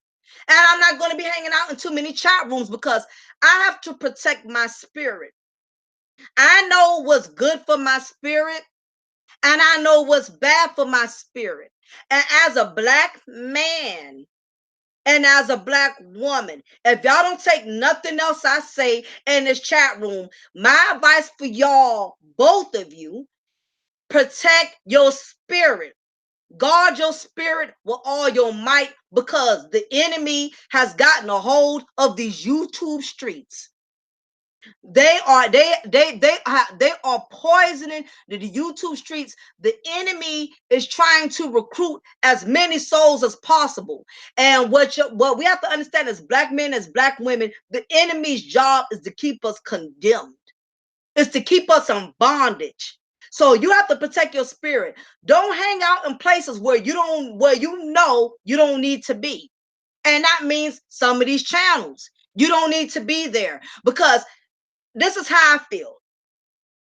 If you're a Black man, you don't need to go to a panel where there's other Black women always talking negative about Black men.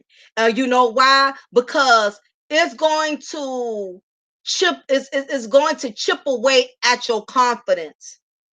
And you're going to get angry when you sit there and listen to Black women talk so negatively about Black men. It's going to upset you. It's going to make you angry. And it's going to make you feel like, well, if these Black women all feel that way, then it may be all Black women feel that way. And see, this is how we build hate towards one another. When you sit and support some of these movements and you listen to their negative content, it will make you look at everybody all kind of way. It'll really make you it'll really make you lose your confidence in Black people if you're listening to the type of negative content. So if you're a Black man, you don't need to be in no Black woman's chat room where she's constantly bringing Black men down, because that's not good for your spirit. That's not healthy. And the same thing with Black women. I advise you as a Black woman, you don't go in channels where they talk negative about Black women. Now, I say that to say this. Black women, we have to learn how to stay in our place as Black women. And I'm getting ready to go somewhere with this, so just follow me. I get it. I understand that as a Black woman, you are fed up with the way some of these brothers talk about us, the way they degrade us. And they in many cases, they always say, if it doesn't apply to you, then why are you getting mad? If it's not about you, then why are you getting mad? Even though we know it's not personally about us, sometimes it still hits a nerve because you're still a Black woman. So I get it. You know, you're going to get offended. It's going to upset you. But as a Black woman, it is not your place to go in these men's platforms and go in their chat rooms. You are out of pocket if you are trying to convince them to change their minds about how they feel about Black women. Don't be going on these channels trying to defend Black women when you're up against a bunch of wolves You cannot defend yourself. I've seen too many black women do it all the time. They try so hard to defend black women. As a black woman, you cannot defend other black women when you are in a room full of wolves. It's not going to happen. It's like going to a club. It's like going to somebody's house and there's 6, 7 dudes there gang banging you. All they're going to do is pin you down, take turns, and keep banging you. That's what they're going to do. So don't come up. That's their house. It is not your job as a black woman. You don't go on their panels telling them, well, all black women ain't the same. All black women. Guess what? That is his opinion. You respect that opinion.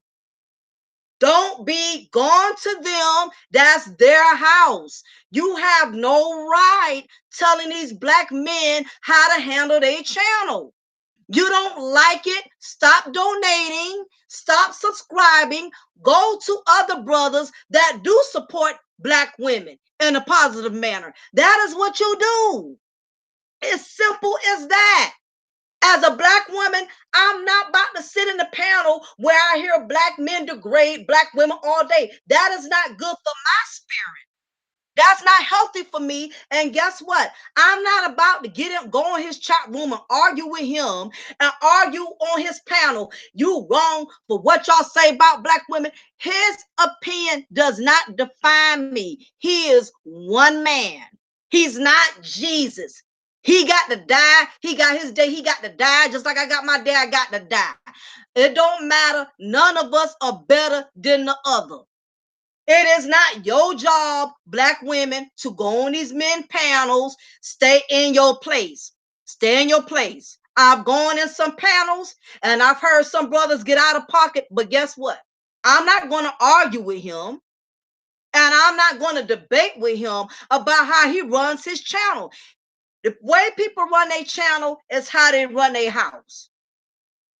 You have to stay in your place. And as black women, that's how we end up getting our feelings hurt, because you think you can go on these man cave channels and you think you can persuade these dudes and get them to change their mind about how they feel about black women. Let me tell you something. Whether if it's a black man or a black woman, once a person has programmed themselves to hate a certain gender or a certain race, it is not your job to change their mind. Once people have programmed themselves to build a prejudice or to build a bias, that is, you can't do nothing to fix that. That's the problem with black women. We are always trying to change men. We are always trying to change men. We don't even just do it with the men on the channels, and we don't even do it with just guys on the YouTube streets. We pick up guys from the bottom and feel like, oh, if we help him get a job, if we help him get on his feet, if we make him a better man, no, what you're going to do is you're going to create a parasite. You're going to create a dude that's going to use you and take you for everything you have. That is the problem with women. We need to learn we cannot change how men feel about us. I can't change this brother's mind if he thinks all black women are ratchet. He has programmed himself into believing that. And as a black man, you cannot change the mind of a black woman who feels like all black men are not no good. Guess what? She has programmed herself into believing that. And I'm going to tell you why. The reason why some of these black men and black women have become so comfortable with their prejudices, with their negative perceptions of the opposite sex, because it makes them feel comfortable with their hate. For instance, if I have adopted the principle that all black men are no good, if I strongly believe that, and if that is how I feel, the moment a brother tries to approach me, even if he's approaching me respectably, even if he's approaching me, politely, the moment he says something out of pocket, I'm going to write him off. You know why? Because I have already adopted that mindset. And once people have adopted a mindset, the moment you do anything out of pocket, they're going to hold it against you, because people want to stay in their prejudices. Some people are comfortable with their mindset. Some black women, they love hating black men. It makes them feel good about themselves. That it makes them feel like they're in control. Like you have some black men, they love to hate black women. That makes them feel like they are empowered. That makes them feel like they're running something. Some people are comfortable with their hate because their hate makes them feel empowerment. So it is not your job as a black man or a black woman to persuade or convince another black man or another black woman that they are wrong for feeling the way that they feel.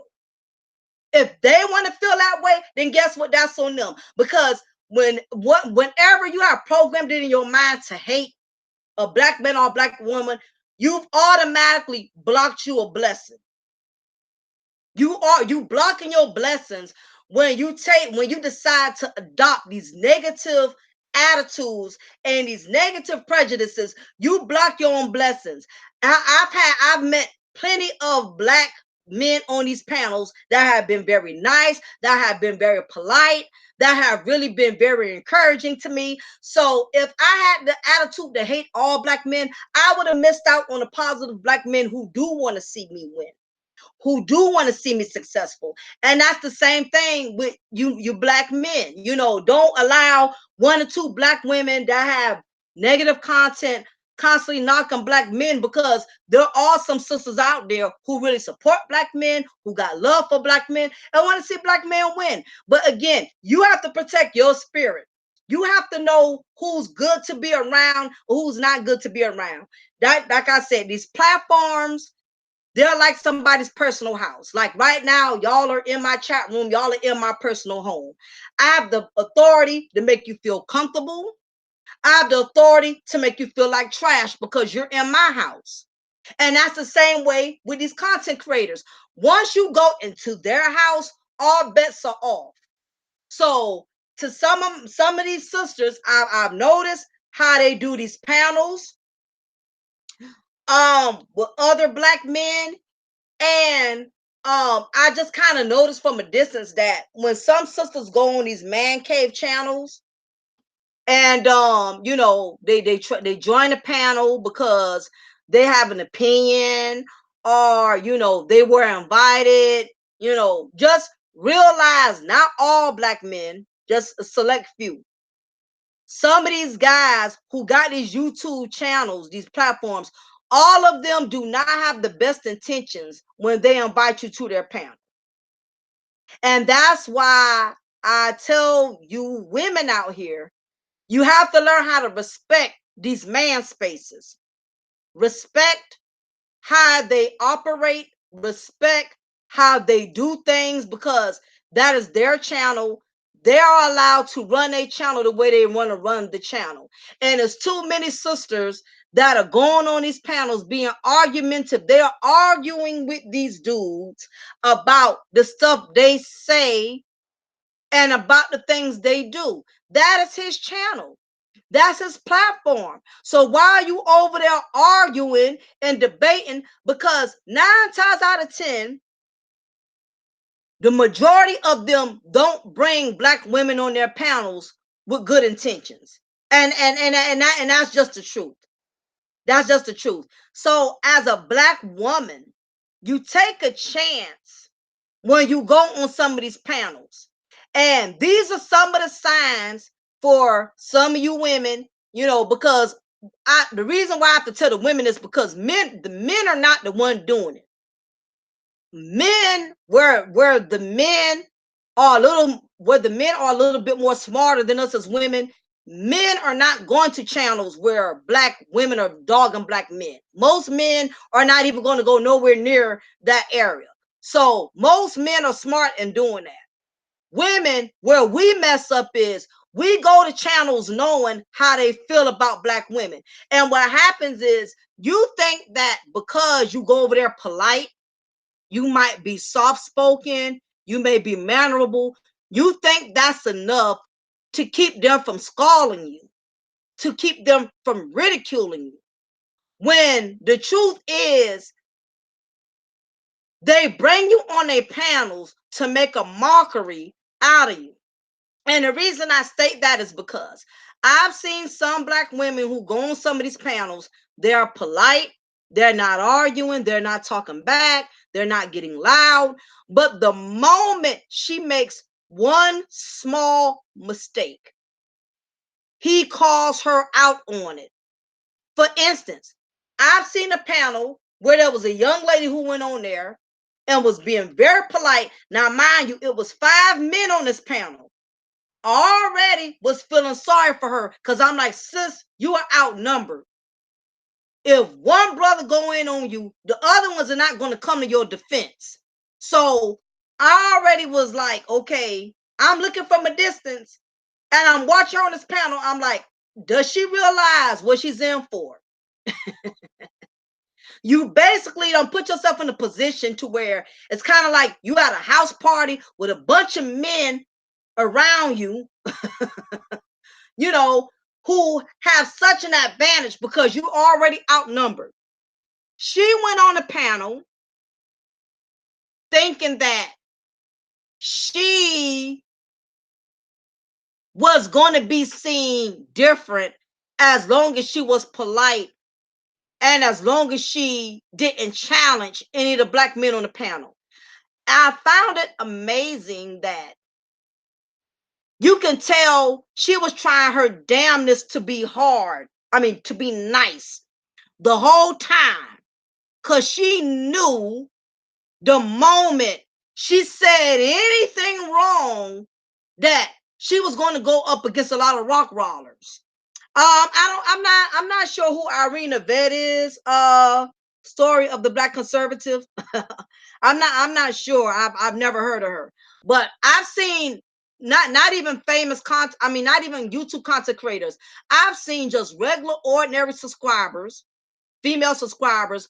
They go on these man cave panels, and you can tell they try so hard to be polite and not say anything out of pocket because they don't want to be ridiculed. They don't want to be bashed. And she was really cool and calm the whole panel.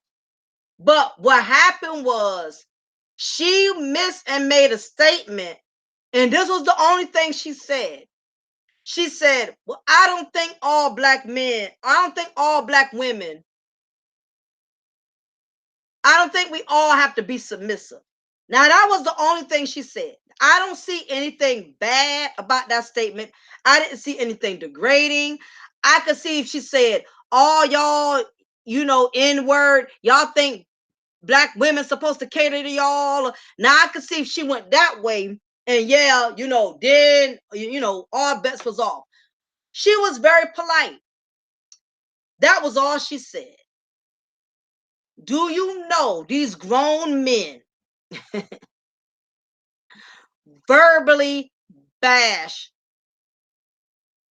this grown woman that's just as grown as them?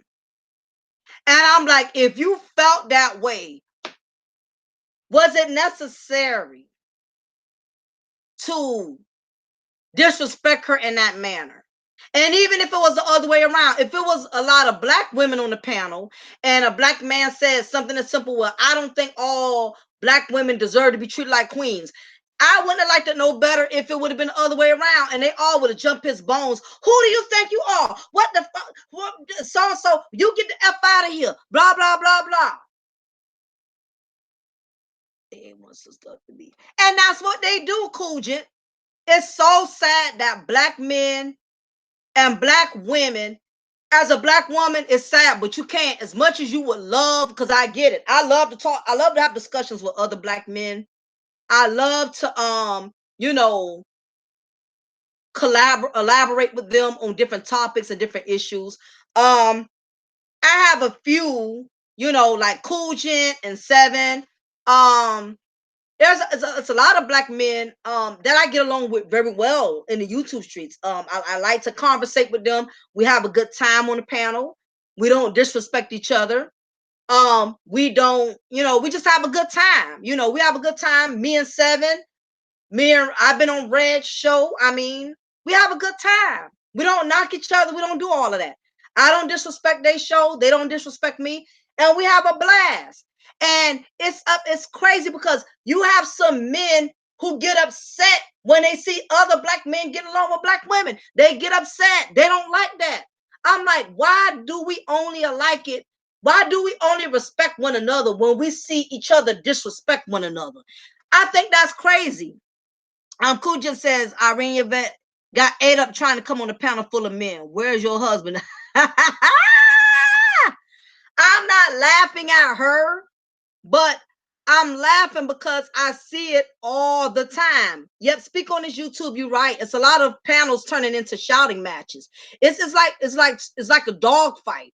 It's like watching a lot of rock rollers attack a kitten. When I see a bunch of men attack a female on her panel, it's like watching a lot of rock rollers attack a goddamn kitten. It's sad, but you can't. Everybody's not going to treat you like a good guest when you go to their house, when you go to their panel. And I'm gonna give you a few signs to look for some of you black women who want to do panels with some black men. I'm gonna tell you a couple of things you need to look out for, so you'll know which panels to go on and you'll know what panels not to go on. Starting with sign number one. Starting with sign number one. Before you go on any of these men's panels, watch how they treat other female guests that come to their panel. Number one sign. Before you come on a man's panel as a guest, watch how he treats the other women in his panel. Watch how he treats the other women in his chat room.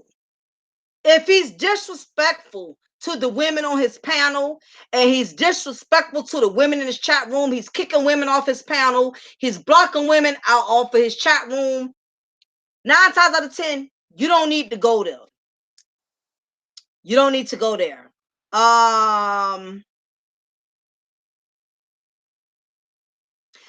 That's one sign. If you already see that as a black man content creator, he's disrespecting other women, don't even dare, don't even take a chance to go to his panel. Okay?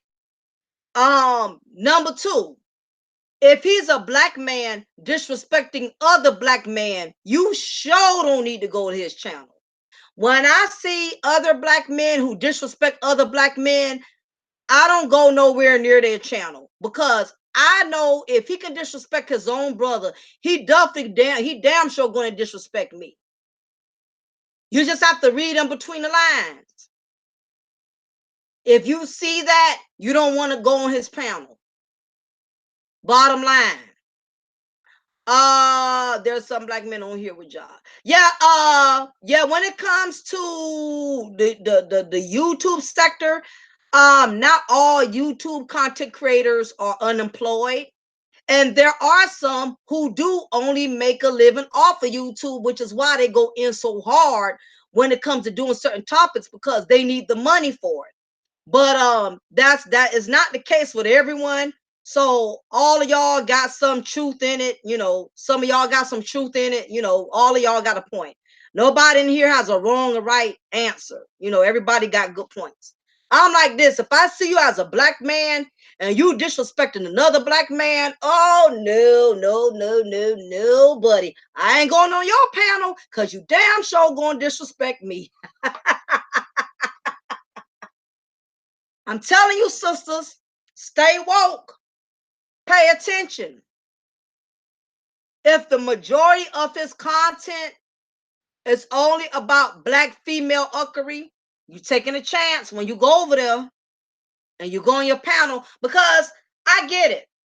A lot of what happens in a lot of cases, and this is what happens. This is the reason why some women take a chance and go on these panels. For one, some women go take a chance of going on these man cave panels is because sometimes some of you sisters, y'all don't have the best intentions either. Y'all go on these panels looking for validation. Some black, not all, but some of you black women, You go on these you go on these man cave channels looking for validation. Exactly. Speak on this YouTube. What's up, Gab Talk Media? And sometimes, as a black woman, when you go on these black man cave channels, and you look for validation, sometimes it backfires. You end up getting embarrassed instead of validated. You think you're going on these platforms, and because you're acting polite and you're co-signing with the fellas, and you helping to co-sign on the uckery of black women, sooner or later they're going to challenge you. No matter how polite and nice and kind you are, sooner or later they're going to challenge you. And you got to be prepared for that. Because my thing is, as a black woman going on a man cave panel,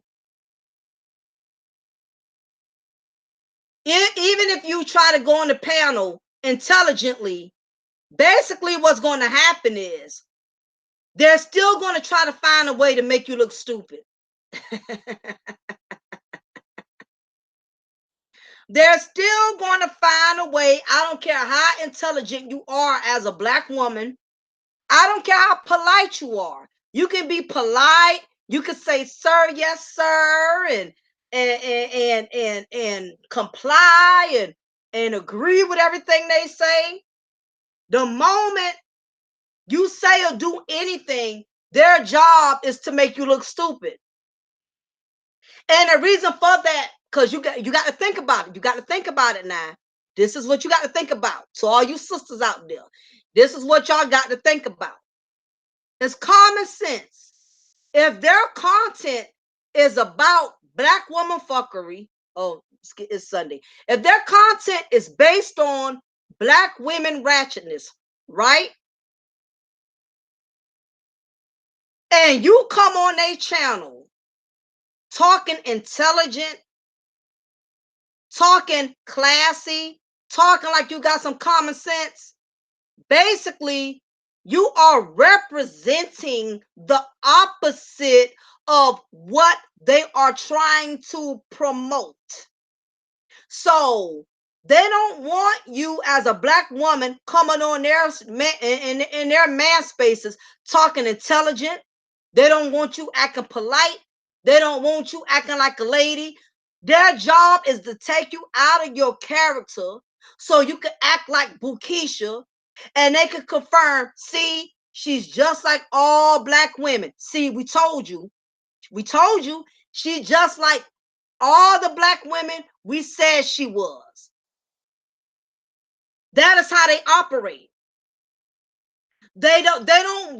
You cannot go on a man panel talking intelligently, because you're messing up, you're ruining what they're trying to promote. You're supposed to go there and say something stupid or say something dumb, so they can be like, see, black women, they don't know how to act on the panel, they don't know how to talk on the panel, they don't know how to carry themselves on the panel, see.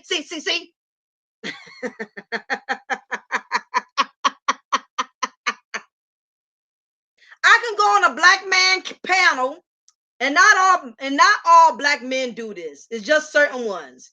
And I'm not even going to say any names because I really don't care. You know what I mean? People do what they do. And I know it's a hustle, and I can't knock the hustle. But you could be a black woman and go on these panels and talk polite and be nice and be cool. And you can say something, well, okay, for instance, I'm going to mess with 𝐜𝐡𝐚'𝐬. 𝐜𝐡𝐚'𝐬, I'm going to pick on you. What's up, Sheeps Stay, and what's up, Double C? I'm going to pick on you, 𝐜𝐡𝐚'𝐬. Let's say if 𝐜𝐡𝐚'𝐬, Sheeps Stay, Double C, and Gab Talk, let's say it's all five of y'all on the panel, right? Let's say this is Gab Talk's panel. And he says, Mocha, me and the guys, I got five guys that's going to be on my panel. I got Double C, I got Sheep State, I got 𝐜𝐡𝐚'𝐬, I got Steve, and I got let me pick another guy. I'm picking on y'all. And I got Terry. I'm going to have five black men on my panel. I want you to come on my panel, right? Now, mind you, y'all already have the same common cause, which is y'all can't stand black women. Let's say let's say that is what your panel is about. I'm just saying hypothetically, okay?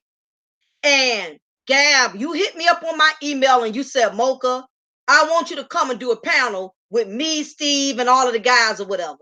I say, okay, no problem. What day you doing it? I'll be there. I come on the panel and the majority of the content is about black female uckery. That's really what the discussion is.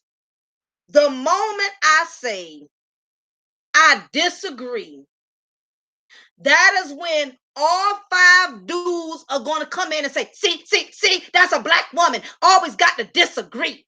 Always got to go against the grain. See, well, why is you over here disagreeing with us black men? Why? Because you want to be argumentative like the rest of these black women out here. You can't even disagree without being ridiculed.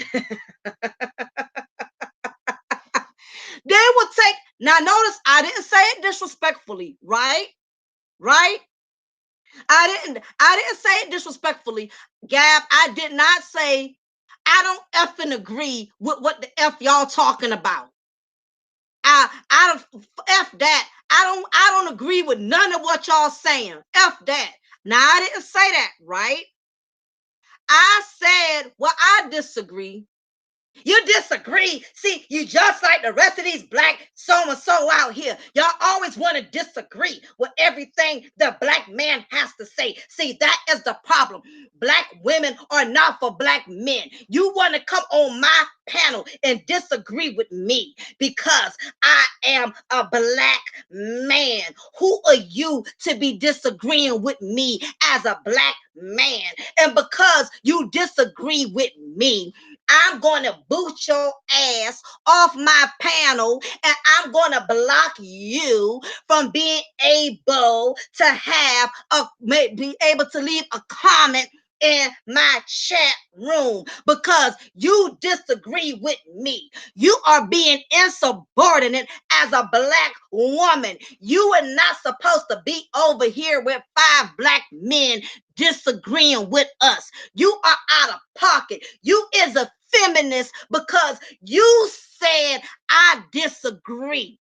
You're not supposed to be disagreeing. You're supposed to go along with what we say as black men because as a black woman, who are you to have a mind of your own?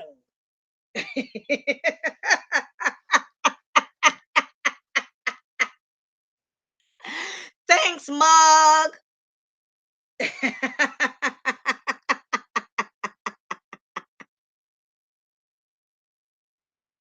And please, black ladies, do not go on these panels and don't go on the panels. Do not go on these panels. Never say this. Never, ever, ever, never say this. And I'm going to say it one time. So listen. Never say this line here. If you say this line here, you will be disowned and abolished from the black male panels. And you know what that line is? I'm going to tell you what the line is. Not all black women are like that. Oh, shit. If you say that, you lose all brownie points in the Man Cave channel. Who are you to say all black women are not like that?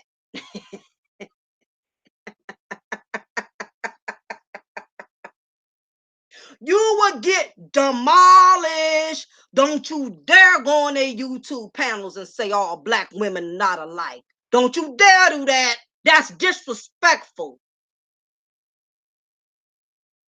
You do it, you gonna get the boot. You do it, you gonna get the boot. And don't do this. If they say something about black women, right? Don't say this either.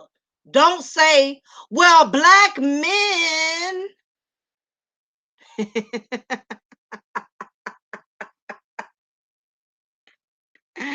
Woo! Don't you do that. Don't you do it. Don't you do it. Don't you do it, black ladies. Don't you get on these man channel and tell them, well, what about black men?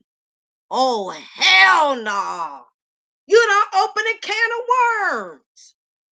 You don't sit up there and call them out. You are supposed to be brought there. You are on the panel so they can call you out.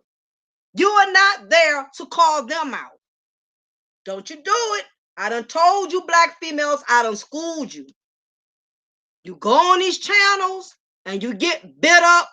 Your girl Mocha told you. I told you. You can't get upset because they run their channel the way they want to run their channel. And you cannot get mad. You cannot take it personal. You cannot get offended when you go into these man spaces and you try to persuade black men to sympathize with you. And I get it, and I realize the reason why so many men often give us a hard time is because majority of men have to be held accountable. Women, we do get away with a lot of not having to be accountable for our actions. We really do. We do. Compared to men are not able to get away with stuff as much as women are. If a man messes up and he does something wrong, he's going to be held accountable for it. And the problem I believe is women. The reason why it's a lot, not all of us, if it doesn't apply, you don't let it fly. But the reason why a lot of us as black women, we have a hard time with accountability is because a lot of the uckery stuff that we do, we don't really get penalized for it. And that's the God's honest truth. So I got to play devil's advocate. I understand why some of these men become frustrated and aggravated with us because they feel like we are never penalized as much as they are. Like for instance, if a woman gets pregnant negligently and gets pregnant and has a child from a random dude who she doesn't know, she could still get rewarded by going down there and filing child support. She could still get housing. She could still get some type of benefit, even though she was irresponsible, and even though she didn't take proper precautions. Somebody's still going to help her. Men, on the other hand, when they mess up and they make bad decisions, nobody helps them. Now, if that man, if he goes out there and he goes in the raw and he has a child from a female who he doesn't know, then what's going to happen is he's going to be held accountable. He's going to have to pay child support. He's going to have to do something. He's going to have to step up. And this is the reason why there's a lot of there's so much division amongst black men and black women, because some of us are getting penalized more than others. So I understand the frustration. I just don't like the delivery of it. I just don't like the fact that some of these dudes they're so angry with the fact that there's so many black women that are able to get around being held accountable, that they're penalizing all black women for that. That's my only issue. I don't have a problem with men who got an opinion about black women, with men who don't even like black women. I can respect all of that. My thing is when they try to put everybody in the same box, and when you have a sister that's trying to contribute something positive to your channel, or trying to share knowledge and bring some truth, you already ready to knock her down and shun her down because she's not 100% in compliance with what you feel and what you think. We all have to realize, as black men and black women, we have our own opinions, we have our own beliefs, and my opinion does not make me better than you or more. My opinion doesn't hold no more weight than yours does. And it's unfortunate that the black community they just like controversy. They love controversy. They don't want harmony, because harmony does not bring donations. Harmony does not bring entertainment. We want to go where the drama is. We like to see when black men and black women are going back and forth, bashing each other, belittling each other. Some people love that. And the moment when you try to bring peace and you try to bring serenity and you try to bring something more positive to a movement, some people cannot stand that, because the truth of the matter is, people are not getting donations off of positive content. Exactly. Harmony is boring. It is. And the moment you try to do something positive, somebody's going to thumb you down. Somebody's going to try to flag your channel because you're trying to wake people up. And people cannot, these content creators, they can only benefit off of people that are still hibernating. They cannot manipulate or earn donations off of people that are woke. If you are woke to the 𝐜𝐚𝐸 movement and you realize that a lot of the content they're doing is only so that they can benefit, it's not for your benefit. It's for them to benefit. As long as they're able to profit off of your lack of knowledge, profit off of your mindset and wanting to be entertained versus wanting to be educated, then that's what they're going to do. They're going to make, that's how they hustle. It's the typical YouTube hustling. All I got to do is put negative content, and that's where I'm going to earn the most subscribers. That's where I'm going to get the most donations. So I get it. And a lot of them, if they wanted to change their mind, if they wanted to do something positive, they're going to lose their subscribers, because the way you start off your channel, that's the way you have to keep your cause. What's up, Lord Drag One? Hey, how's it going? Reading some of these comments. Well, to be fair, they have been black men. Well, to be fair, there have been black men that have said the black women are all men like this. And then, yeah, I agree. Double C. It's both sides. It is both sides. It is black men and it is black women that's doing it.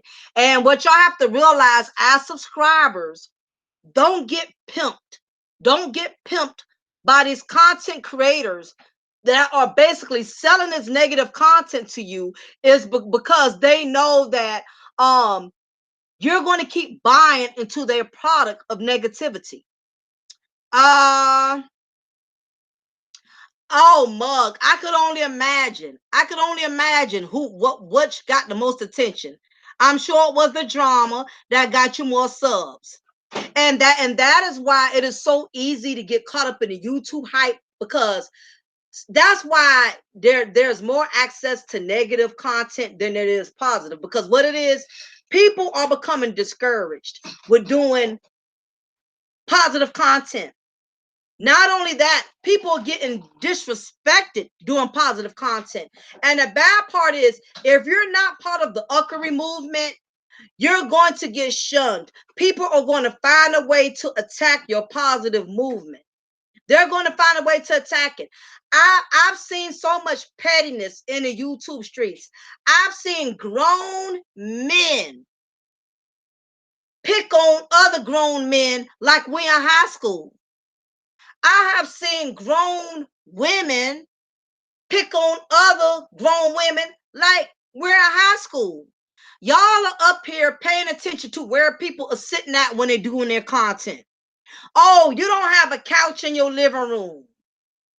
Oh, well, why you got a crack in your window?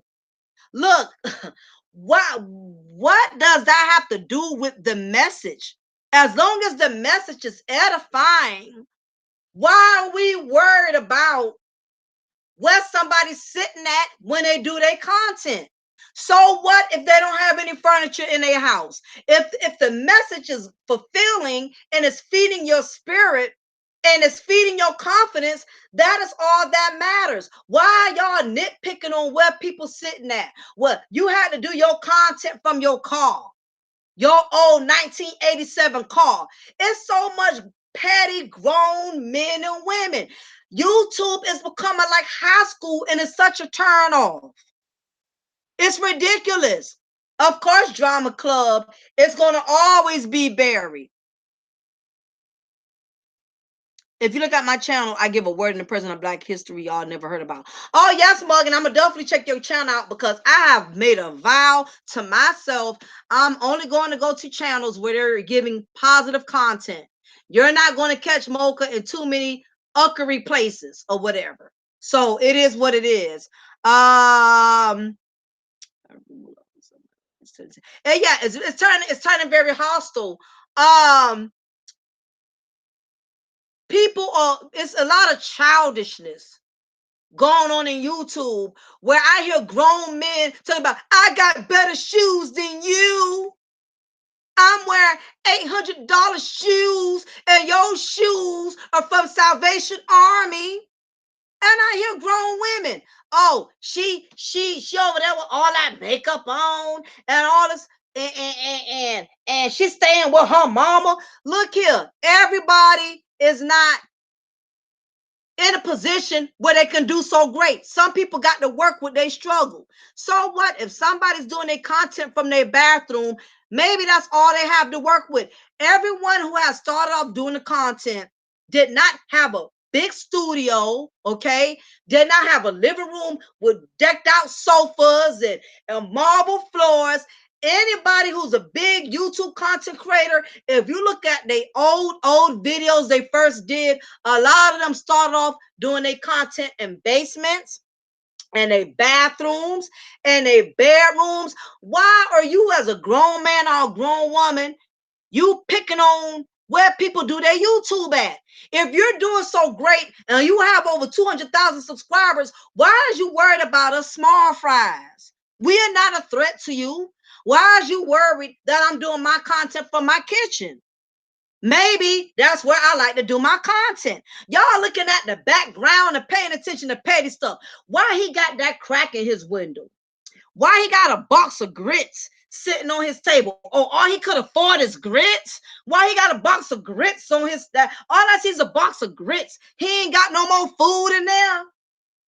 Why her door look like that? Why her door got a hole in it? It's so much pettiness. We got a lot of petty Bettys and petty Pauls in YouTube streets. And it is ridiculous. We all are grown folks. Why is we pocket watching? Why are you worried about, if you're doing so great and you're doing so great and you got your studio apartment, you got your mansion, kudos to you. But guess what?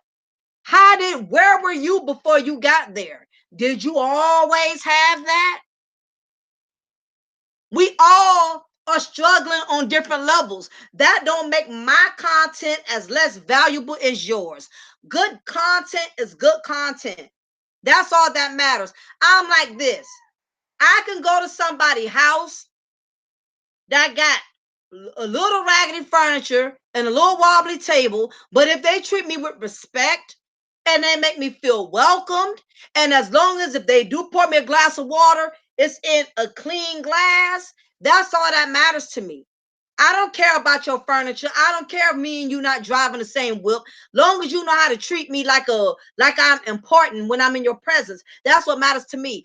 I've been around people who have had money, and because they were so nasty and so disrespectful, I've been in houses where they had the nicest furniture, the most prettiest marble floors. I mean, living in the most prettiest gated communities, but because their spirit was so cold and nasty, I couldn't stay there.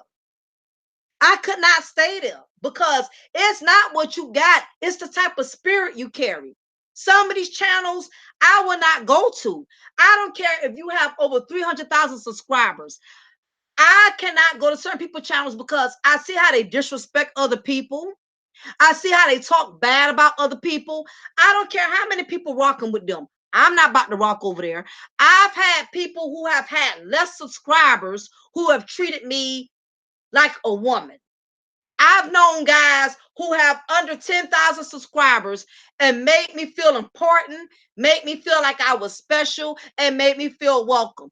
If anybody, if Mocha rocks with anybody, Mocha's going to rock with somebody who's real and who is polite. I got nothing to do with how many subscribers and who's the popular people you have on your panel. If you nasty and you got a bad attitude, I don't want no parts of your movement. None. It's your character that speaks for itself. It's your spirit that speaks for itself. I've been in the company of people that have less than 5,000 subscribers, and I enjoyed them more than being in the company of people who have over 200,000 subscribers. Because what's going on is people who have numbers, the bigger the numbers, the bigger their egos are becoming. People think because they have all these subscribers, they're getting all these donations, they are becoming like another version of Steve Harvey. They think because they got titles, because their channels have blown up, because their donations have blown up, they done got the big head. Their ego done got so goddamn big, they feel they can disrespect anybody, say what they want to say. There's just no respect. I cannot be in the presence of people that are like that. They doing a lot of pocket watching. I agree. People that are not doing good are looking for people that's doing worse than them. Absolutely. Absolutely. And like I said, you have some people, we have a lot of drama addicts. Some people get high off of drama and controversy. I can't knock the hustle, because what's going on is these YouTube content creators, they know they are profiting off of the negative content. They know that. They're not going to change their content. If anybody in here is looking for any of these content creators to change their content anytime soon, it's not going to happen. As long as they keep getting donations, as long as they keep getting subscribers, as long as they got people that are supporting the Uckery movement, they're not going to change how they conduct themselves and how they conduct their channels. They're not going to change it, because changing negative into positive, they're going to lose their money.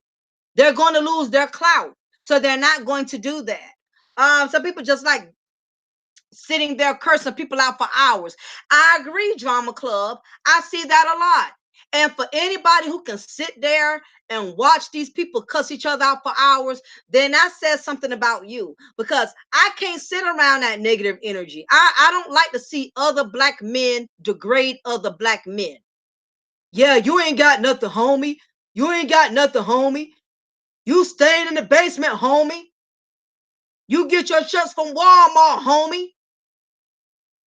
I mean, like high schoolers. You talking about when since we start insulting people who don't have what we have? How is that even relevant? Yeah, man, I'm pushing me a 2018 Lexus, and you pushing you a 2012 Honda Accord. So what? We're grown. You're not grown enough to know by now that we all are struggling on different levels. And also, everybody's priorities are not the same. Yeah, you may got your Lexus. I may have me a 1920 Honda, a 1980 Honda Accord, because I'm saving up to invest into my house. So don't let my current situation make you already have a general idea of what you think of me, because you don't know what I'm doing. Everybody around here ain't broadcasting their moves, and I don't blame you. You can't go around and tell people, oh, well, I'm driving an old car because I got $200,000 saved up in the bank. You got haters out there. You can't tell everybody your first move. So y'all around here picking on folks and being childish and throwing out, oh, you trying to do what I do. You trying to get what I get, because you stealing my content. I hear grown men crying about other grown men who stealing their content. Why are you stealing my content? Why are you talking about what I was talking about last week? It's funny when I see grown men acting like that. Or I see grown women. Yeah, she over there. She think because she cool with all the guys on the panel, she just looking for attention. She just looking to be validated. Thank you, Jess B, for the $5 donation. I appreciate it, ma'am. Exactly, Drama. I don't care about subscribers anymore. If your channel is full of negativity, I don't want to hear it. I don't want to hear it. Once that, don't be doing nothing that much better. Exactly. Everybody does not display their blessings. Just because somebody is sitting in an old house doing content, that don't mean they poor and struggling. And let me tell y'all something. Just because these YouTube content creators are doing their content. They're filming live in big old houses and in big old pretty cars. Everybody, what you see always what you get. A lot of what people putting out there is just a big old front, because they know if they were to do it from their real circumstances, that people will be ridiculing them. Do you not realize that some people are comfortable with doing their content in their bathroom because they assure themselves they're comfortable with themselves? They're not out here trying to impress and showboat and be on Front Street. So everybody that is doing content from a nice house, a nice car, that don't mean it's theirs. Shit, if I'm in a raggedy car, guess what? My car paid for. You the one that's still making payments on your brand new car. Don't knock my hustle. Don't knock what I'm doing. Don't let my current situation make you define me as a man or a woman. You don't know what I'm doing. I'm not on here bragging about what I got because I'm making boss moves, baby. He's bragging about 2018 Lexus. If he dies tomorrow, he's going to drop that. Who's going to drop that Lexus? Because the truth of the matter, when he does, hello, hey, that's what I'm saying, Sam.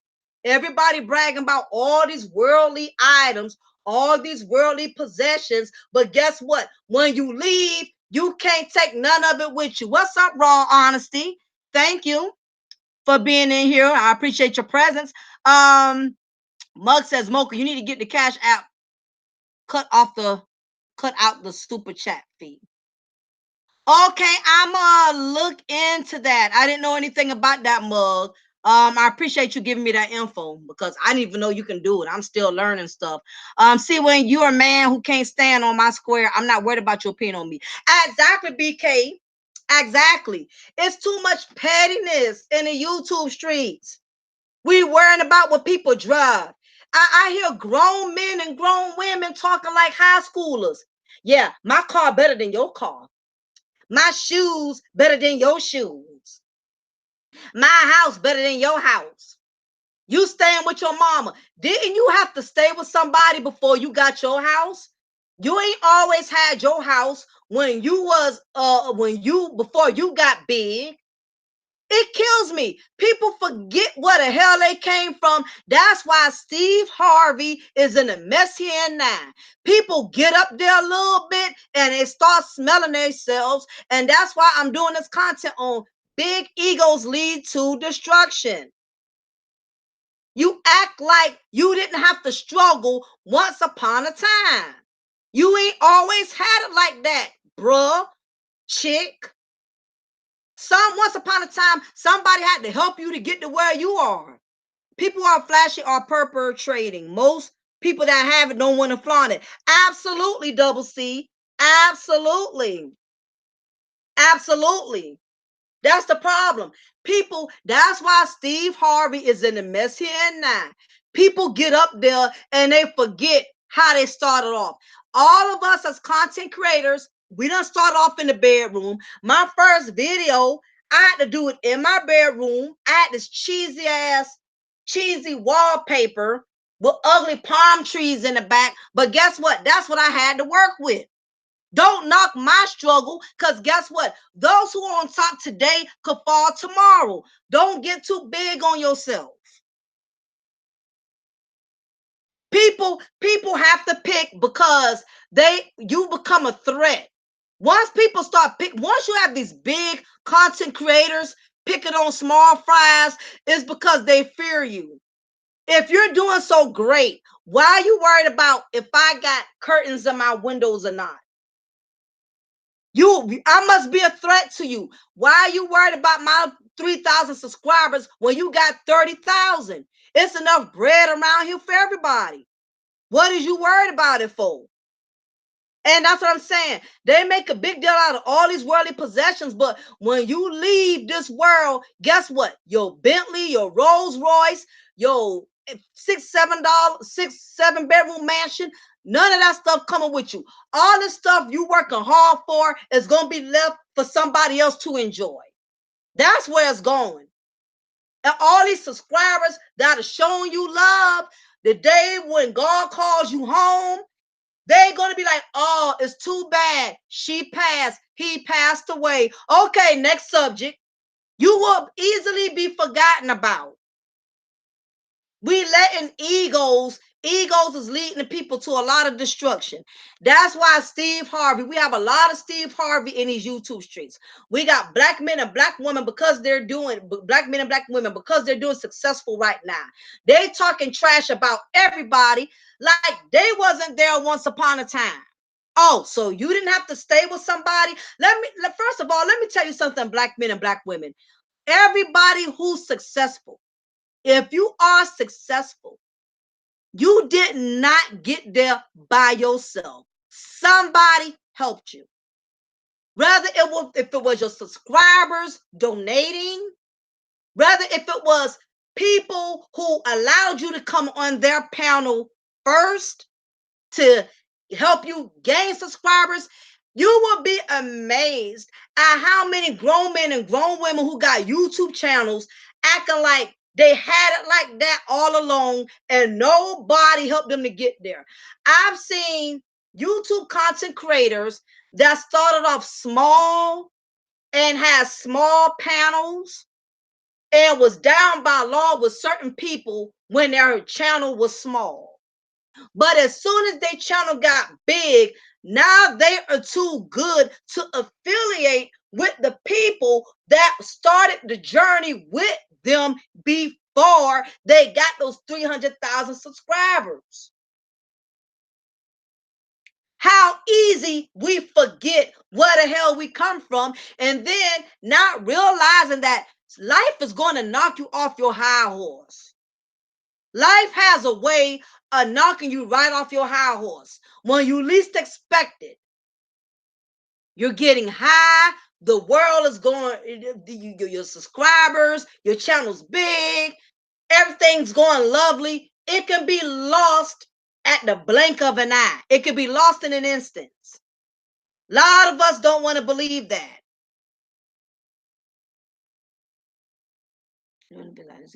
Yeah, it's a lot of that. Yeah, Lizzie, it's a lot of that going on in the YouTube streets. People are forgetting where they are coming from.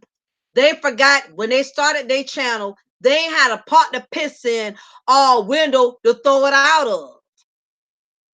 How easy we forget where we come from until we get Steve Harvey. I'm telling you, a lot of people in these YouTube streets are going to end up getting Steve Harvey. They're going to get that axe because they get more and more out of hand with saying stuff inappropriate. They being more rude, being more disrespectful, becoming more and more childish. A lot of channels are going to start getting flagged because people don't know how to let other people be great. Just let people be great. It's enough bread out here for everybody. I'm tired of grown men picking on other grown men about their channel, and I'm sick of grown women picking on other grown women about their channel. Do you stay in your lane? Enjoy where you are. Stop trying to mess things up for other people. Because when you try so hard to screw other people over, sometimes you screw yourself over in the process. Just be humble, enjoy where you are, you know, try to help other people if you can. Don't get in your feelings because everybody's not trying to rock with you. You want to dog them on your channel. You want to have a whole panel, a whole hour, 2-hour discussion about other people who don't want to rock with your brand. You want to talk bad about them. It's childish. Let me see. If you don't humble yourself now, absolutely. A lot of people are going to start being humble. That's what's going to have to happen. That's what's going on with That's what's going on with Steve Harvey. Right, Mug? Logic before emotions. That's what's going on with Steve Harvey. You have to remember, I don't care how big you are right now. I don't care how many subscribers you got right now. I don't care if you make enough donations to where your mortgage and car note is paid every month without you even working. My thing is this: be very careful with how you treat people. Those you pass going up, like my grandmother used to say, those you pass going up are going to be the same ones you have to pass coming down. Be humble with your blessings. What's going on with Steve Harvey? Let's not look at that as a moment to rejoice. Look at that as a reminder that let me not get too high on myself that I forget where I come from, to where I find it acceptable to disrespect people who I feel are not on my level, to make fun of people, to pick on people who don't have the shoes I have, who don't have the house I have. It's childish and it's petty. We got too much cattiness. We got too many petty Bettys and petty Pauls in these YouTube streets. Grown men and grown women who get their jollies off talking about what people can't afford. It's too much childishness and egos on YouTube streets. So what if somebody is doing their YouTube from their living room, bathroom, or their 2005 Honda Accord? What is it to you? And let me tell you something. You big content creators, y'all have to be more careful than the small content creators, because y'all have a lot more to lose. Y'all got to be 20 times more careful than we could ever be. My channel, I don't have that many subscribers. So if anything goes down, I'm not losing a whole lot. I'm not making a living off of the donations that I'm getting, because I don't get a lot of donations. So if my channel went today or tomorrow, it's not going to affect me, because I'm not where near that big. I'm not nowhere near that big of a level yet.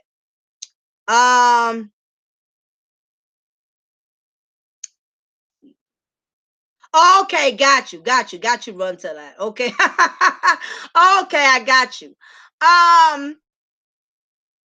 You big content creators, y'all have to be more careful. If you got over 10,000 subscribers, you have to be more careful than those of us who got small platforms, because you stand more to lose. You got way more subscribers to lose. You got way more donations to lose. You got way more to lose. You do. As a large, as a content creator with a large fan base. And a lot of them, like I mentioned earlier, a lot of them, they know they have a lot to lose. That's why they got 4 or 5 different channels, because they know one channel could get pulled down at any given moment. So they got 3 or 4 other channels they can they can go to. It's crazy. It's really, really crazy. But we have a lot of pettiness and childishness and YouTube streets. I never ever thought that it would ever get to this point, to where so many black men and so many black women would be destroying and sabotaging each other on the level, to this level. I've never seen so many black men disrespect black women. I've never seen so many black women disrespect other black women. You know, you got black women talking about other black women, how she, need to take care of her, of her hygienic areas and stuff like that. I'm like, YouTube is becoming just a big old, the black sector of YouTube is becoming big old high school drama. It's just a lot of childishness, and it's never going to end. I've come to that realization that it's never going to end. Some people are comfortable with the chaos that they create, because that's what's keeping them popular.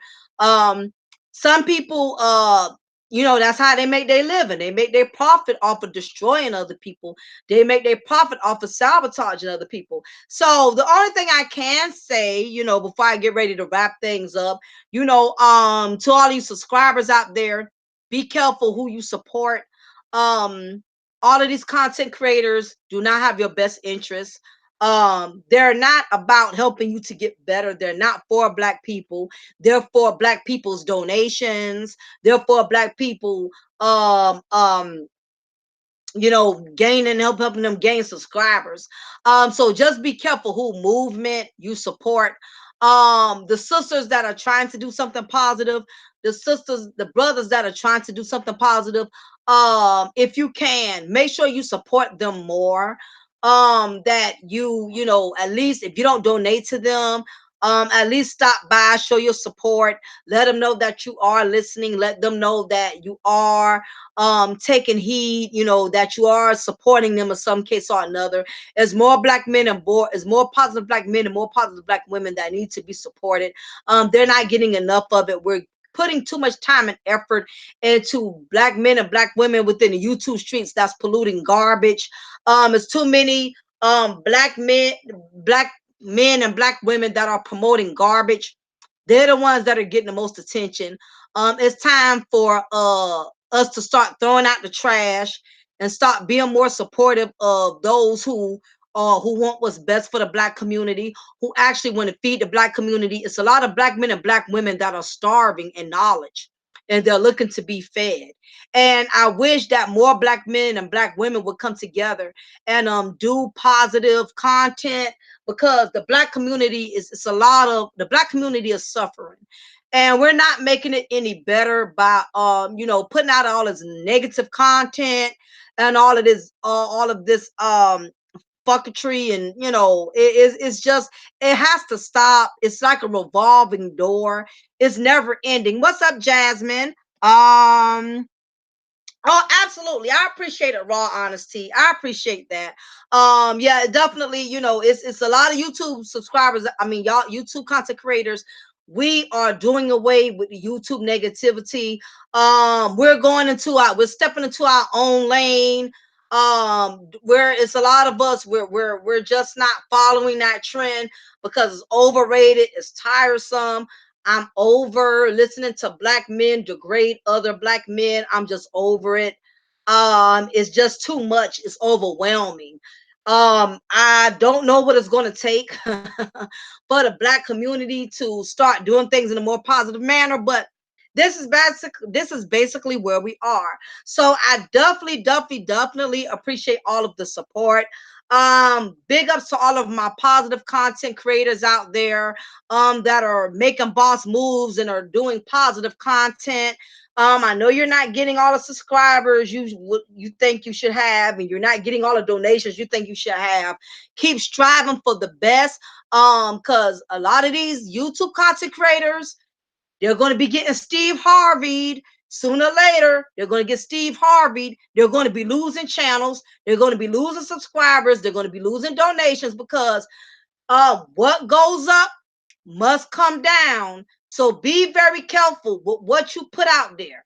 Every dog got its day, and guess what? Karma has everybody's address. Okay?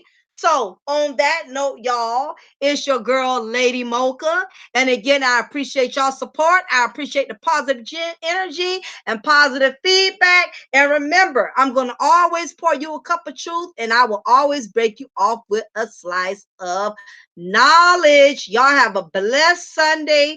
And don't forget, for all of you who are interested, and I got my baby mama drama seminar coming up for black women that are married to black men or are in relationships with black men who have toxic baby mamas. I'm doing a seminar, I'm doing a webinar, I'm working on that. Just email me if you're interested. Also, for you black men, I'm also doing the baby mama dramas webinar for black men as well. So if you're interested in joining that webinar, hit me up and I'll be glad to sign you up, and we'll get it on and popping. Love all y'all. I appreciate every last one of y'all. I appreciate it so much, and y'all have a blessed one.